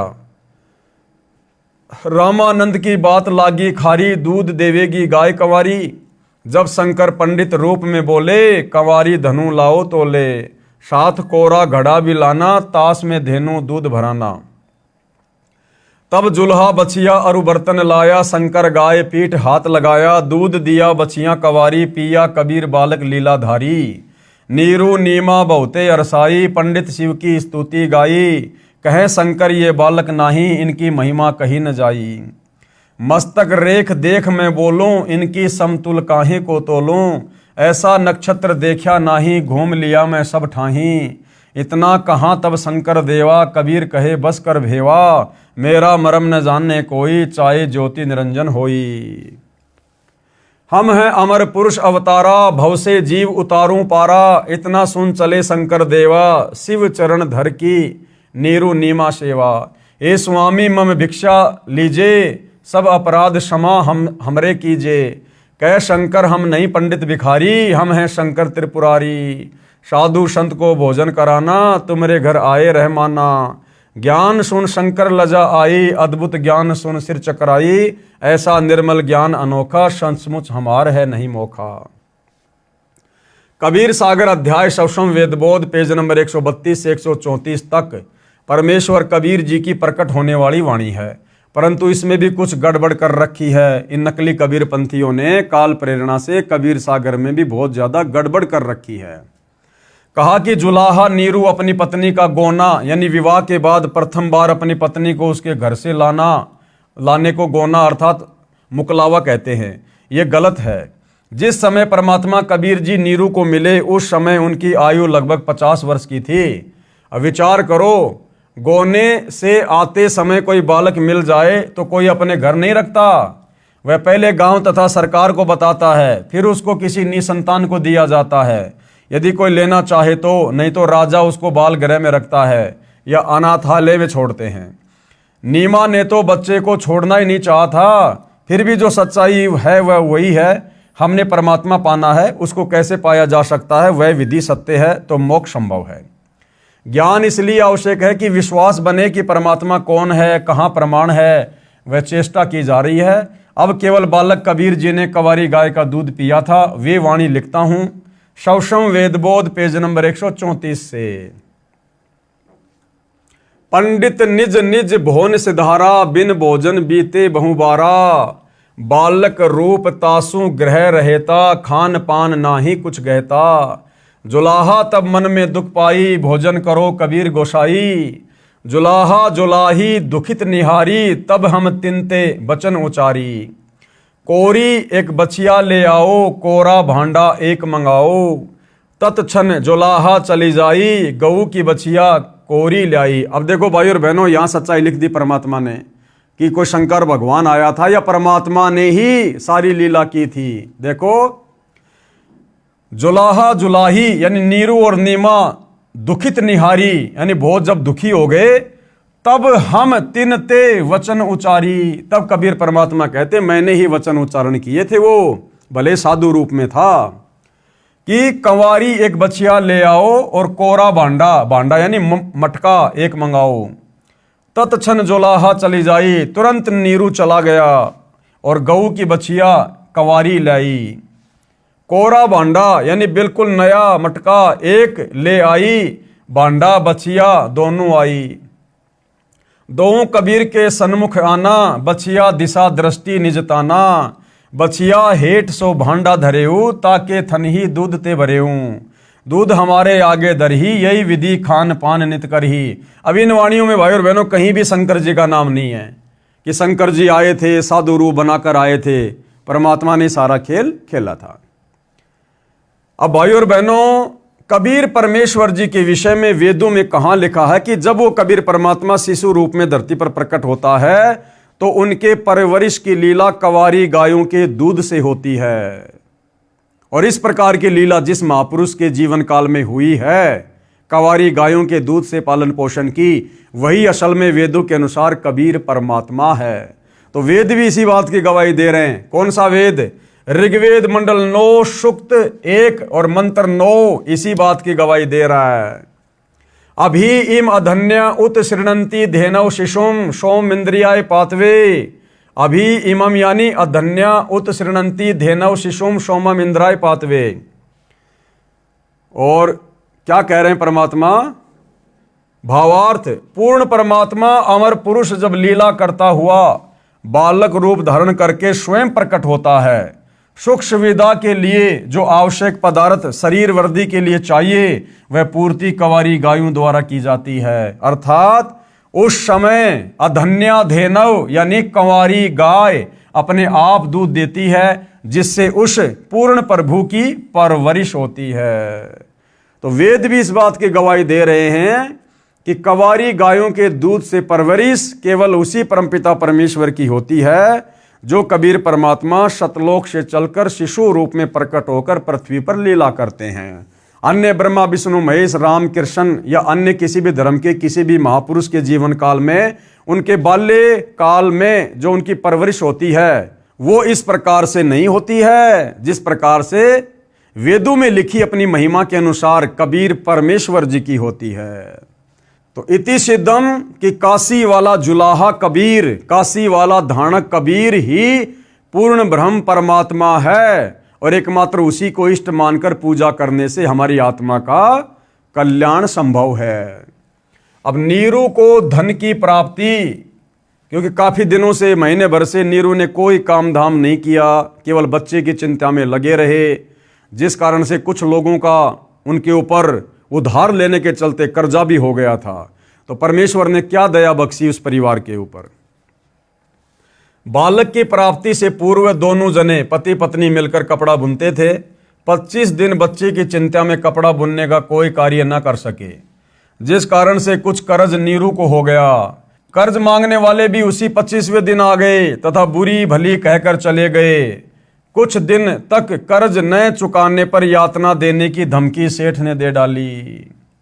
अब देखो, बहुत सारे भाई बहन हैं, नया नया नाम लेते हैं, ज्ञान इतना सुनते नहीं हैं और बाद में कहते हैं कि भैया मेरा तो कर्जा नहीं उतर रहा, मेरा तो कर्जा नहीं उतर रहा, परमात्मा ये कर देते हैं वो कर देते हैं, मेरे ऊपर बहुत कर्जा है।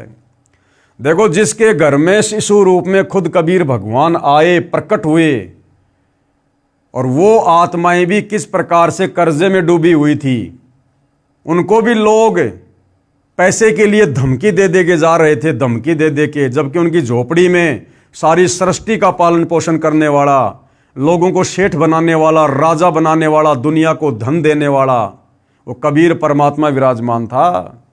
तो भाई और बहनों, ये भक्ति ज्ञान आधार की है। अगर परमात्मा की शरण में है, मर्यादा में रह के भक्ति कर रहे हैं, नेक नीति ईमानदारी से जैसा भी छोटा मोटा काम धंधा कर रहे हैं और लोगों से पैसा लिया हुआ है, यदि वापस लौटाने की हमारी नीयत है तो भाई और बहनों, कोई फांसी नहीं तोड़ देगा, कोई मर्डर नहीं कर देगा। हम परमात्मा की शरण में हैं, सबकी बुद्धि परमात्मा के हाथ में है। इसलिए हमने धैर्य पूर्वक इस ज्ञान को अच्छे से समझकर भक्ति और भगवान में किसी प्रकार का दोष प्रकट ना करते हुए हमने भक्ति पे लगे रहना है। धीरे धीरे सारे कार्य परमात्मा अवश्य ठीक करता है। दोनों पति पत्नी अति चिंतित हो गए, अपने बुरे कर्मों को कोसने लगे। एक चिंता का समाधान होता है, दूसरी तैयार हो जाती है। देख लो भाई, एक चिंता का समाधान हुआ, कबीर परमात्मा ने दूध पीना शुरू किया तो दूसरी चिंता आ गई कि अब इनका कर्जा कहां से दें, ये मांगने वाले धमकी दे रहे हैं, परेशान कर रहे हैं, मारेंगे पीटेंगे। तो भैया आप और हमने भी विचार करना चाहिए। आप और हम तो केवल भगवान की भक्ति कर रहे हैं, इनके तो घर में भगवान था, फिर भी आगे से आगे टेंशन और चिंता। तो भाई और बहनों, हमने इतना ज़्यादा चिंतित ना होकर परमेश्वर में जो है ध्यान ही लगाना चाहिए। परमेश्वर की भक्ति से ही सारी चिंताएं धीरे धीरे, गुरुदेव कहते हैं, समाप्त होती हैं। माता पिता को चिंतित देख बालक बोला, हे माता पिता आप चिंता ना करो, आपको प्रतिदिन एक सोने की मोहर 10 ग्राम सोना पालने के बिछोने के नीचे मिलेगा। अब कोई ये ना सोचे कि भगवान मुझे भी इसी प्रकार से रोजाना 1 ग्राम सोना दे देगा।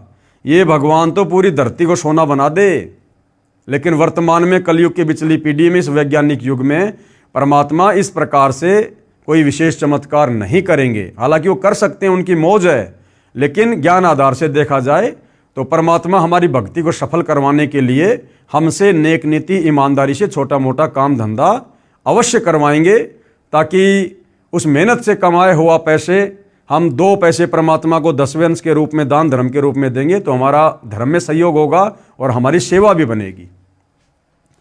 आप अपना कर्ज उतार कर अपना तथा गऊ का खर्च निकालकर शेष बचे धन को धर्म कर्म में लगाना। उस दिन के पश्चात 10 ग्राम सोना प्रतिदिन नीरू के घर परमेश्वर कबीर जी की कृपा से मिलने लगा। ये क्रिया 1 वर्ष तक चलती रही। परमेश्वर कबीर जी ने मोहर सोने का सिक्का मिलने वाली लीला को गुप्त रखने को कहा था। अब देखो भाई और बहनों, परमात्मा के आदेश की अवहेलना कितनी खतरनाक होती है। शिशु रूप में कबीर परमात्मा ने नीरू नीमा को साफ साफ कह दिया था कि तुम्हें रोजाना 1 सिक्का सोने का मिलता है, इस बात को तुमने गुप्त रखना है, यह मेरा आदेश है, किसी को नहीं बताना आपने। और इस बात का उन्होंने उस समय खुलासा कर दिया जब एक बार उनकी झोपड़ी पर उनके कोई परिचित आए, और उसी दिन से भाई और बहनों परमात्मा ने वो 1 सिक्का सोना देना बंद कर दिया, क्योंकि उन्होंने परमात्मा के वचन की अवहेलना कर दी। तो इसी प्रकार भाई और बहनों, वर्तमान में गुरुदेव भगवान ने, उसी कबीर परमेश्वर ने इस भक्ति को देते समय हमें जो नियम बताए हैं, जो मर्यादाएं बताई हैं, सत्संगों में जो उन्होंने हमें आदेश दिए हैं, यदि हम उनके उन वचनों की अवहेलना करेंगे तो हमारे साथ भी वैसा ही होगा।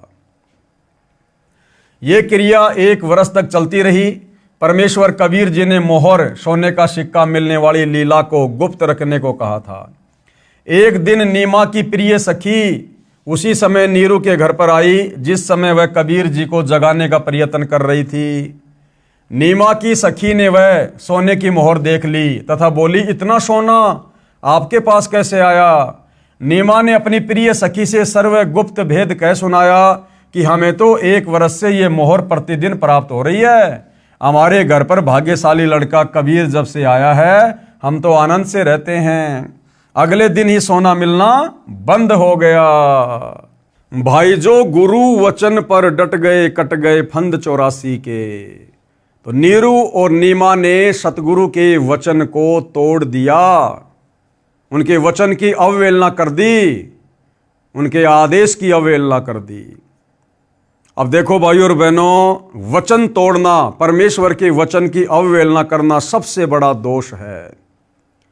बार बार गुरुदेव भगवान भी सत्संगों में कहते हैं कि बच्चों, भक्ति चाहे किसी कारण कम हो जाए, परंतु मर्यादा यानी वचन जो गुरुदेव ने हमें बता दिए हैं वो नहीं तोड़ने। आप और हम भाई बहन सतलोक से इस काल के गंदे लोक में क्यों आए? सिर्फ इसी कारण से क्योंकि हमने सतलोक में परमात्मा के वचन की अवहेलना की थी। हमने उनकी मर्यादाओं को तोड़ दिया था, उनके आदेश की पालना नहीं की, हल्के में ले लिया, जिस प्रकार नीमा ने हल्के में ले लिया। सतलोक में जब यह काल तप कर रहा था, आप और हम सभी आत्माएं इसके ऊपर आसक्त हो गई, इसको देखने के लिए जाया करते थे। उसी समय कबीर परमात्मा आकाशवाणी किया करते थे कि बच्चों, इस नादान की नादानी को मत देखो, ये अपने कर्म फोड़ रहा है। तुम्हारे को मैंने किस बात की कमी छोड़ रखी है? तुम्हारे पास में किस चीज की कमी है? बार बार समझाया परमात्मा ने हमें, कई बार आकाशवाणी की, लेकिन हमने परमेश्वर के वचन पर ध्यान नहीं दिया। हमने परमेश्वर की आकाशवाणी को, अपने पिता की आवाज को हल्के में ले लिया और उनके वचन की अवहेलना हो गई। उसी बात से नाराज होकर वहां के विधान अनुसार कबीर परमेश्वर ने हम सबको इस काल के साथ यहां भेज दिया। और एक वचन की अवहेलना के चलते भाइयों और बहनों, कितने युग बीत गए हैं, कितनी बार उत्पत्ति और प्रलय हो चुकी है। काल के किस ब्रह्मांडों की, अक्षर पुरुष के साथ संग ब्रह्मांडों की गिनती नहीं है। तब से हम यही गधे कुत्ते सुअर बनकर कष्ट पे कष्ट उठा रहे हैं। क्यों? सतलोक में परमात्मा के वचन की अवहेलना करने के चलते। अब आज वही कबीर परमात्मा फिर से आप और हमें इस काल के कष्टों से छुड़वाकर सतलोक ले जाने के लिए आए हैं। संत रामपाल जी के नाम से उन्होंने हमें भक्ति दी और परमेश्वर ने फिर हमें कुछ वचनों में बांध दिया। वचनों में बांधने का मतलब है मर्यादाओं में बांधना। परमेश्वर ने हमें कुछ वचन दे दिए कि बेटा, तुमने शराब नहीं पीनी, मांस नहीं खाना, जुआ नहीं खेलना, ये मैच वगैरह नहीं देखना, बालों में डाई नहीं लगाना, किसी देवी धाम पर नहीं जाना, किसी तीर्थ धाम पर नहीं जाना, आन उपासना नहीं करनी, मोबाइल में वीडियो गेम नहीं देखना, ये फिल्में और फालतू के सीरियल नाटक नहीं देखना। बेटा, राजनीति नहीं करनी, राजनेताओं के समर्थन में धक्के नहीं खाना, कहीं लोगों से फालतू का भाईचारा नहीं निभाना। जगतकार भगत का 36 का आंकड़ा होता है। ये तमाम प्रकार की नियम और मर्यादाएं देकर गुरु ने हमें अपने वचन में बांध दिया। अब भाइयों और बहनों, यदि हम उस परमेश्वर के वचन को तोड़ेंगे और यदि हम उस परमेश्वर के वचन को तोड़कर कभी राजस्थान के गैंगस्टर आनंदपाल सिंह की, जो कि गुंडा था, हम उसकी सीबीआई जांच का समर्थन करेंगे तो परमेश्वर का वचन टूटेगा। क्योंकि संतों का और गुंडों का कोई मेल नहीं होता। संत कभी भी गुंडों का समर्थन नहीं करते। संत कभी भी गुंडों की सीबीआई जांच के लिए अपनी नेक नीति और मेहनत की कमाई का पैसा नहीं देते। जैसा कि राजस्थान के अजमेर में आनंदपाल सिंह की उस गैंगस्टर की सीबीआई जांच के समर्थन में राजपूत करणी सेना को राजस्थान की संगत के द्वारा राजस्थान के सोजत आश्रम वालों ने 5 लाख रुपए दिए। ये परमेश्वर के वचन की धज्जियां उड़ाई गई।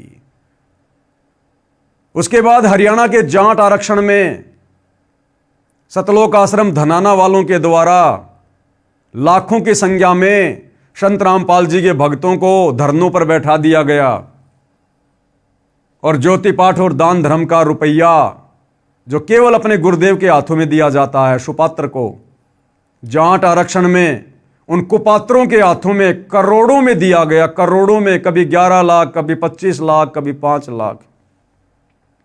और परमेश्वर के वचन की धज्जियां उड़ाई गई। हरियाणा के सोनीपत के गोहाना में जाट धर्मशाला का 5वां फ्लोर सतलोक आश्रम धनाना वालों ने बनवाकर, गुरुदेव के कलयुगी परिवार ने बनवाकर लगभग 1 करोड़ रुपया उस धर्मशाला में लगाया भक्तों के ज्योति पाठ और दान का। परमेश्वर के वचन की धज्जियां उड़ाई गई।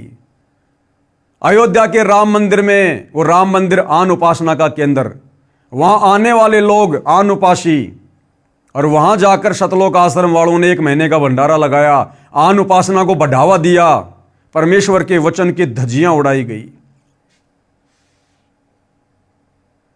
गांव धनाना में बैडमिंटन का स्टेडियम बनाया गया, जबकि गुरु का आदेश है मोबाइल में भी वीडियो गेम नहीं खेलना और देखना। और सतलोक आश्रम धनाना वालों ने, गुरुदेव के कलयुगी परिवार ने करोड़ों रुपए की लागत से धनाना गांव में बैडमिंटन का स्टेडियम बना के दे दिया गांव वालों को। परमेश्वर के वचन की धज्जियां उड़ाई गई। परमात्मा कहते हैं 100 वर्ष सतगुरु की पूजा, एक दिन आन उपासी, वो अपराधी आत्मा फिर पड़े काल की फांसी। सतलोक आश्रम धनाना वालों ने, गुरुदेव के परिवार ने 500 हरियाणा रोडवेज की बसों में भक्तों को बैठाकर आन उपासना के तहत रोहतक के पैरावर में परशुराम की जयंती के दिन कम से कम 50,000 संगत को वहां मुख्यमंत्री की रैली में बैठा दिया। परमेश्वर के वचन की धज्जियां उड़ाई गई। हाल ही कुछ दिन पहले हिसार की जाट धर्मशाला में एक समाज सेवी छोटू राम की जयंती मनाई गई, और परमात्मा ने हमें मना किया है किसी मरे हुए व्यक्ति की जयंती पर, उसकी पुण्यतिथि पर, उसकी बरसी पर, उसकी यादगार पर हम लोगों ने नहीं जाना है। हमने मुर्दों की पूजा नहीं करनी। लेकिन सतलोक आश्रम वालों ने, गुरुदेव के परिवार वालों ने झूठे मान सम्मान के चक्कर में हिसार की जाट धर्मशाला में और छोटू राम की जयंती पर जाकर खुद भी मर्यादा तोड़ी, संगत से भी मर्यादा तोड़वाई।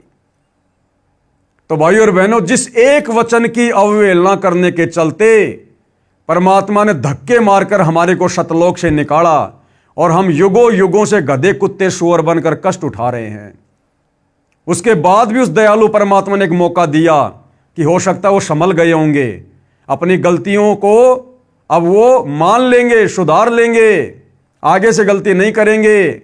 फिर से परमेश्वर धरती पर रामपाल जी के रूप में प्रकट होकर आए हैं, और अब हम उनके वचनों की धज्जियां उड़ा रहे हैं। उन्होंने हमें हर प्रकार से अवगत करवा दिया कि तुमने क्या गलती करी थी जिस कारण से तुम यहां पटके गए, और फिर से हम वही गलतियां कर रहे हैं, जानबूझ के गलतियां कर रहे हैं। तो भाइयों और बहनों, अभी सतलोक जाने की तमन्ना नहीं है, अभी सतलोक जाने की इच्छा नहीं है। जो लोग इस प्रकार के वचन तोड़ रहे हैं, और जो संगत वचन तोड़ने वालों का दान धर्म देकर या वहां जाकर शारीरिक रूप से सहयोग कर रही है। तो भाइयों और बहनों, परमेश्वर के वचन की अवहेलना करना कितना खतरनाक होता है, ये आने वाले समय में इन सतलोक आश्रमों से जुड़े भाई बहनों को पता चलेगा। तो नीमा ने परमेश्वर के वचन की अवहेलना कर दी और अपनी सखी को सारा भेद बता दिया कि हमें तो 1 साल से प्रतिदिन 10 ग्राम सोना मिल रहा है। अगले ही दिन सोना मिलना बंद हो गया। नीरू तथा नीमा दोनों मिलकर कपड़ा बुनकर अपने परिवार का पालन पोषण करने लगे। बड़ा होकर बालक कबीर भी पिता के काम में हाथ बटाने लगा। थोड़े समय में अधिक बुनाई करने लगा। अब आगे परमात्मा हमें बता रहे कि ऋषि रामानंद सेऊ, सम्मन तथा नेकी व कमाली के पूर्व जन्मों का ज्ञान, जो कथाएं गुरुदेव भगवान हमें सुनाते हैं, ऋषि रामानंद जी की, सेऊ की, सम्मन की और नेकी तथा कमाली की, तो इनके पूर्व जन्मों का क्या इतिहास है, पहले इनके और मनुष्य जन्म कौन कौन से थे, उनकी जानकारी परमात्मा हमें दे रहे हैं। इससे हमें यह भी पता चलेगा कि परमात्मा अपनी अच्छी आत्माओं के पीछे युगों युगों से लगे हुए हैं। उन्हें भक्ति देकर रिचार्ज करके कलयुग की पिछली पीढ़ी तक मनुष्य जन्म दे देकर लेकर आते हैं। तो इन महापुरुषों के पूर्व जन्म क्या थे और किस प्रकार से परमेश्वर ने इनको अपनी शरण में लिया। ऋषि रामानंद जी का जीव, कौन रामानंद जी? पंडित रामानंद जी, जिन्होंने 650 साल पहले कबीर परमात्मा जी के मुंह बोले गुरु बनने की भूमिका की थी। ये जो पंडित रामानंद जी था, ये सतयुग में विद्याधर नाम का ब्राह्मण था और इसी के घर में परमात्मा जी आए थे शिशु रूप में। और जो सतयुग में पंडित रामानंद जी वाली आत्मा विद्याधर नाम का ब्राह्मण था, और उसकी जो पत्नी थी वो कौन थी? कमाली वाली आत्मा, जो शेख तकी की लड़की थी, जिसको परमात्मा ने कब्र से निकालकर जीवित किया था, कमाली नाम रखा था, अपने पास अपनी बेटी की तरह रखा था। वही कमाली वाली आत्मा सतयुग में पंडित रामानंद जी वाली आत्मा, जो कि विद्याधर नाम का ब्राह्मण था, उसकी पत्नी थी। और फिर वही पंडित रामानंद और कमाली वाली आत्मा त्रेता युग में भी पंडित वेदविग और सूर्या नाम से दोनों पति पत्नी थे। पंडित रामानंद जी का जीव सतयुग में विद्याधर ब्राह्मण था, जिसे परमेश्वर सत सुकृत नाम से मिले थे। त्रेता युग में वह वेदविग नामक ऋषि था, जिसको परमेश्वर मुनिंद्र नाम से शिशु रूप में प्राप्त हुए थे। तथा कमाली वाली आत्मा सतयुग में विद्याधर की पत्नी दीपिका थी, और त्रेता युग में सूर्या नाम की वेदविग ऋषि की पत्नी थी। उस समय इन्होंने परमेश्वर को पुत्रवत पाला तथा प्यार किया था। इन्होंने कबीर परमेश्वर जी को पुत्रवत पाला और प्यार किया था। उसी के पुण्य के कारण ये आत्माएं परमात्मा को चाहने वाली थी, और अपनी चाहने वाली आत्माओं के लिए परमात्मा यहां भटकता रहता है। कलयुग में भी इनका परमेश्वर के प्रति अटूट विश्वास था।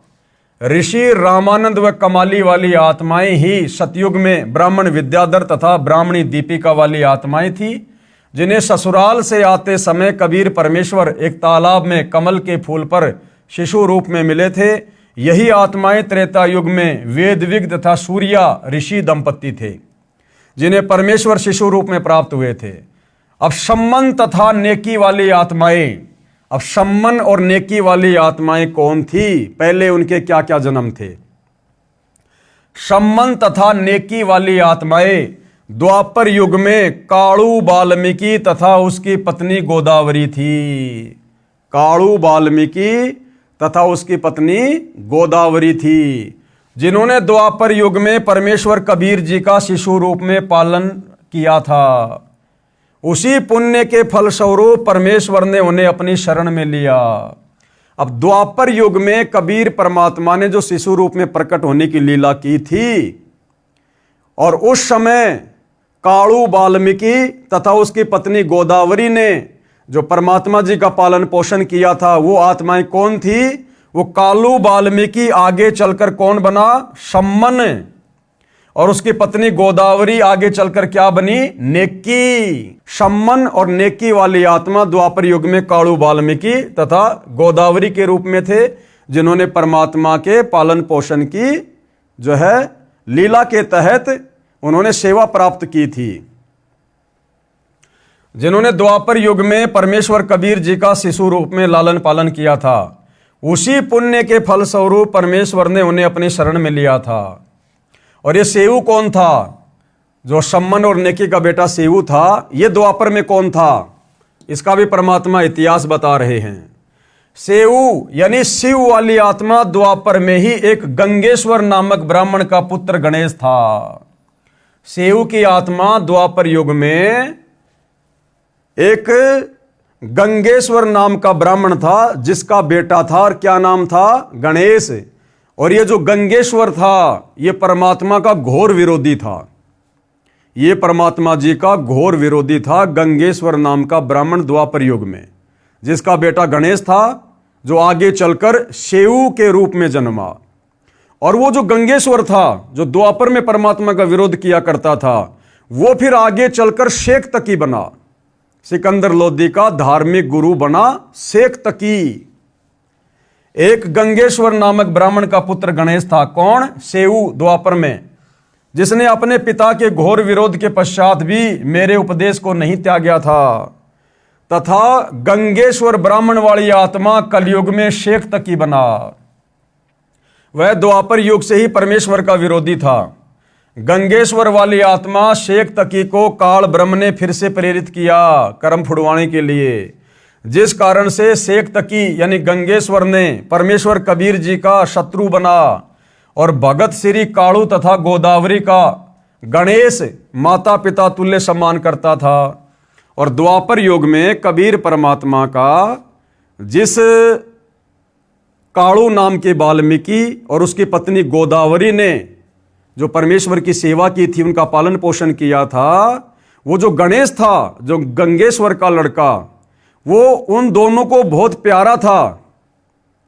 और उसी मोह ममता के चलते वो काणु तो बना कलयुग में सम्मन, गोदावरी बनी नेकी, और वो गणेश बना उनका बेटा शेऊ। भगत श्री काणु तथा गोदावरी का गणेश माता पिता तुल्य सम्मान करता था। रो रो कर कहता था, काश आज मेरा जन्म आप वाल्मीकि के घर होता। मेरे पालक माता पिता काणु तथा गोदावरी भी गणेश से पुत्रव्रत प्यार करते थे, और उसी मोह ममता के चलते भाइयों और बहनों उनका अगला जन्म इकट्ठा हो गया। यानी गीता अध्याय 8 श्लोक 6, हे अर्जुन, अंत समय में ये प्राणी जिस भी भाव से भावित होता है, यानी जिस भी वस्तु में इसकी मोह ममता होती है, उसका अगला जन्म वही होता है।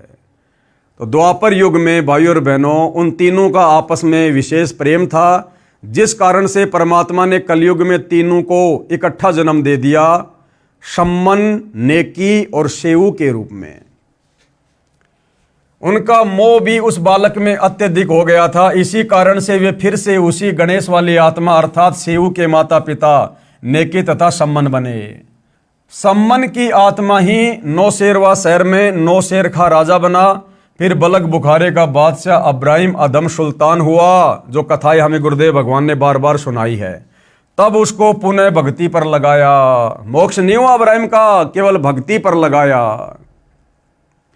आगे परमेश्वर की लीला के तहत शिशु रूप में जब काजी मुसलमान परमेश्वर की सुन्नत करने के लिए आए, जो मुसलमान धर्म में एक रिवाज है बच्चे की सुन्नत करने का, तो जब मुसलमान शिशु रूपधारी परमेश्वर कबीर जी की सुन्नत करने लगे, तो परमेश्वर जी ने क्या लीला की, इस सत्यनारायण कथा के तहत हम पढ़ेंगे। शिशु कबीर की सुन्नत करने का असफल प्रयास। शिशु रूपधारी कबीर देव की सुन्नत करने का समय आया, तो पूरा जन समूह संबंधियों का इकट्ठा हो गया। नाई जब शिशु कबीर के लिंग को सुन्नत करने के लिए कैंची लेकर गया, तो परमेश्वर ने अपने लिंग के साथ एक लिंग और बना लिया, लीला की परमात्मा ने। फिर उस सुन्नत करने को तैयार व्यक्ति की आंखों के सामने 3 लिंग और बढ़ते दिखाई दिए। कुल 5 लिंग एक बालक के देखकर वह सुन्नत करने वाला आश्चर्य में पड़ गया। तब कबीर जी शिशु रूप में बोले, भैया एक ही लिंग की सुन्नत करने का विधान है ना तुम्हारे मुसलमान धर्म में।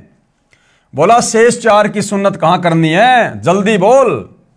और शिशु को ऐसा बोलते सुनकर तथा 5 लिंग बालक के देखकर नाई ने अन्य उपस्थित व्यक्तियों को बुलाकर वह अद्भुत दृश्य दिखाया।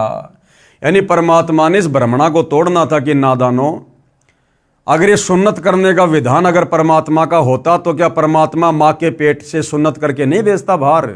तुम लोगों ने अपनी मनमुखी धारणा बना रखी है। ये सभी उपस्थित जन समूह ये देखकर अचंभित हो गया, आपस में चर्चा करने लगे, ये अल्लाह का कैसा कमाल है। एक बच्चे को 5 पुरुष लिंग ये देखकर बिना सुन्नत किए ही चला गया। बच्चे के 5 लिंग होने की बात जब नीरू व नीमा को पता चला, तो कहने लगे, आप क्या कह रहे हो, ये नहीं हो सकता। दोनों बालक के पास गए तो शिशु को केवल एक ही पुरुष लिंग था, 5 नहीं थे। परमात्मा ने फिर से अपनी लीला समेट ली। तब उन दोनों ने उन उपस्थित व्यक्तियों से कहा, आप क्या कह रहे थे, देखो कहां है बच्चे के 5 लिंग, केवल एक ही है। उपस्थित सारे व्यक्तियों ने पहले आंखों देखे थे 5 पुरुष लिंग, तथा उस समय केवल एक ही लिंग यानी पेशाब इंद्री को देखकर आश्चर्यचकित हो गए। तब शिशु रूपधारी परमेश्वर बोले, हे भोले लोगों, आप लड़के का लिंग किस लिए काटते हो? क्या लड़के को बनाने में अल्लाह यानी परमेश्वर ने चूक कर दी जिसे आप ठीक करते हो? क्या आप परमेश्वर से भी बढ़कर हो? यदि आप लड़के के लिंग की चमड़ी आगे से काटकर सुन्नत करके उसे मुसलमान बनाते हो, तो लड़की को मुसलमान कैसे बनाओगे?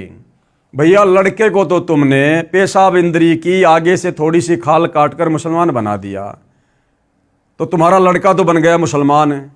लेकिन जो लड़की पैदा होती है उसका क्या काटकर मुसलमान बनाओगे? इस गलत धारणा का परमात्मा ने खंडन किया इस प्रकार की लीला करके। यदि मुसलमान धर्म के व्यक्ति अन्य धर्मों के व्यक्तियों से भिन्न होते तो परमात्मा ही सुन्नत करके लड़के को जन्म देता।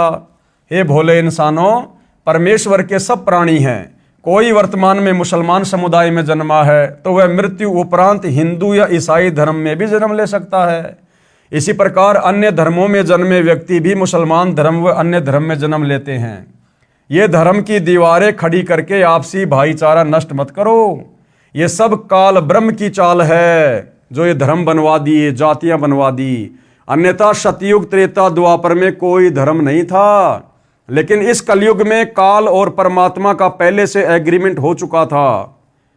काल ने कहा था कि परमात्मा आप 3 युगों में जीव सतलोक थोड़े लेकर जाना, और जब कलयुग आ जाए उस समय जितने मर्जी जीव ले जाना।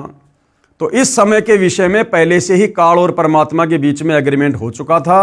तो काल ने इस समय आप और हमारे को जातियों के नाम पर, धर्मों के नाम पर, समुदायों के नाम पर, रंग भेद के नाम पर देश और दुनिया में तरह तरह की दीवारें खड़ी करवा दी, सबकी भाषाएं अलग अलग करवा दी। तो इस प्रकार से काल ने अपना जाल फैला दिया ताकि ये आत्माएं आसानी से उस परमात्मा के संत के संपर्क में ना आ जाएं। तो ये जो धर्म की दीवारें हैं ये परमात्मा ने नहीं, इस काल ब्रह्म ने, ब्रह्मा विष्णु महेश के पिता ने खड़ी कर रखी हैं। ये सब काल ब्रह्म की चाल है। कलयुग से पहले अन्य धर्म नहीं थे, केवल एक मानव धर्म, मानवता ही था। अब कलयुग में काल ब्रह्म ने भिन्न भिन्न धर्मों में बांटकर मानव की शांति समाप्त कर दी है। सुन्नत के समय उपस्थित व्यक्ति बालक मुख से सत उपदेश सुनकर सर्वदंग रह गए। माता नीमा ने बालक के मुख पर कपड़ा ढक दिया तथा बोली, घना मत बोल, काजी सुन लेंगे तो तुझे मार डालेंगे, वो बेरहम है बेटा। परमेश्वर कबीर जी माता के हृदय के कष्ट से परिचित होकर सोने का बहाना करके खर्राटे भरने लगे। तब नीमा ने सुख की सांस ली तथा अपने सभी संबंधियों से प्रार्थना की कि आप किसी को मत बताना कि कबीर ने कुछ बोला है, कहीं मुझे बेटे से हाथ धोने पड़े। 6 महीने की आयु में परमेश्वर पैरों चलने लगे, और मात्र 6 महीने की उम्र में कबीर परमेश्वर जी अपने पैरों पर चलने लगे, पैरों पर। जबकि आम व्यावहारिक जीवन में जब बच्चा 1.5 से 2 साल का हो जाता है तब कहीं जाकर अपने पैरों पर चलता है। तो भाइयों और बहनों, ये सत्यनारायण कथा है। कबीर परमेश्वर जी के लीला में जीवन के विषय में हम पढ़ रहे हैं, और इस प्रकार की जो सत्यनारायण कथा है जिससे हम युगों युगों से दूर थे, क्योंकि किसी को सत्यनारायण का पता ही नहीं था। हम तो नकली देवी देवताओं को सत्यनारायण मानकर उनकी कथाएं सुना करते थे, जिससे किसी प्रकार का कोई लाभ हमें नहीं होना था। तो ये कबीर परमेश्वर की सत्य कथा है, सत्यनारायण भगवान की कथा है। इस कथा को सुनने मात्र से भी हम पुण्य के भागी बनते हैं, हमारे पाप कर्मों का नाश होता है। तो भाइयों और बहनों, आज परमेश्वर जी की इस कथा में केवल इतना ही। अगले वीडियो में फिर से गुरुदेव भगवान के आशीर्वाद से उनकी सत्यनारायण कथा का आनंद लेने के लिए, पुण्य प्राप्ति के लिए फिर से सेवा में हाजिर होंगे। तब तक गुरुदेव भगवान हम सबको आज्ञा दे, आशीर्वाद दे, इजाज़त दे। बंदी छोड़ सतगुरु रामपाल जी भगवान की जय हो।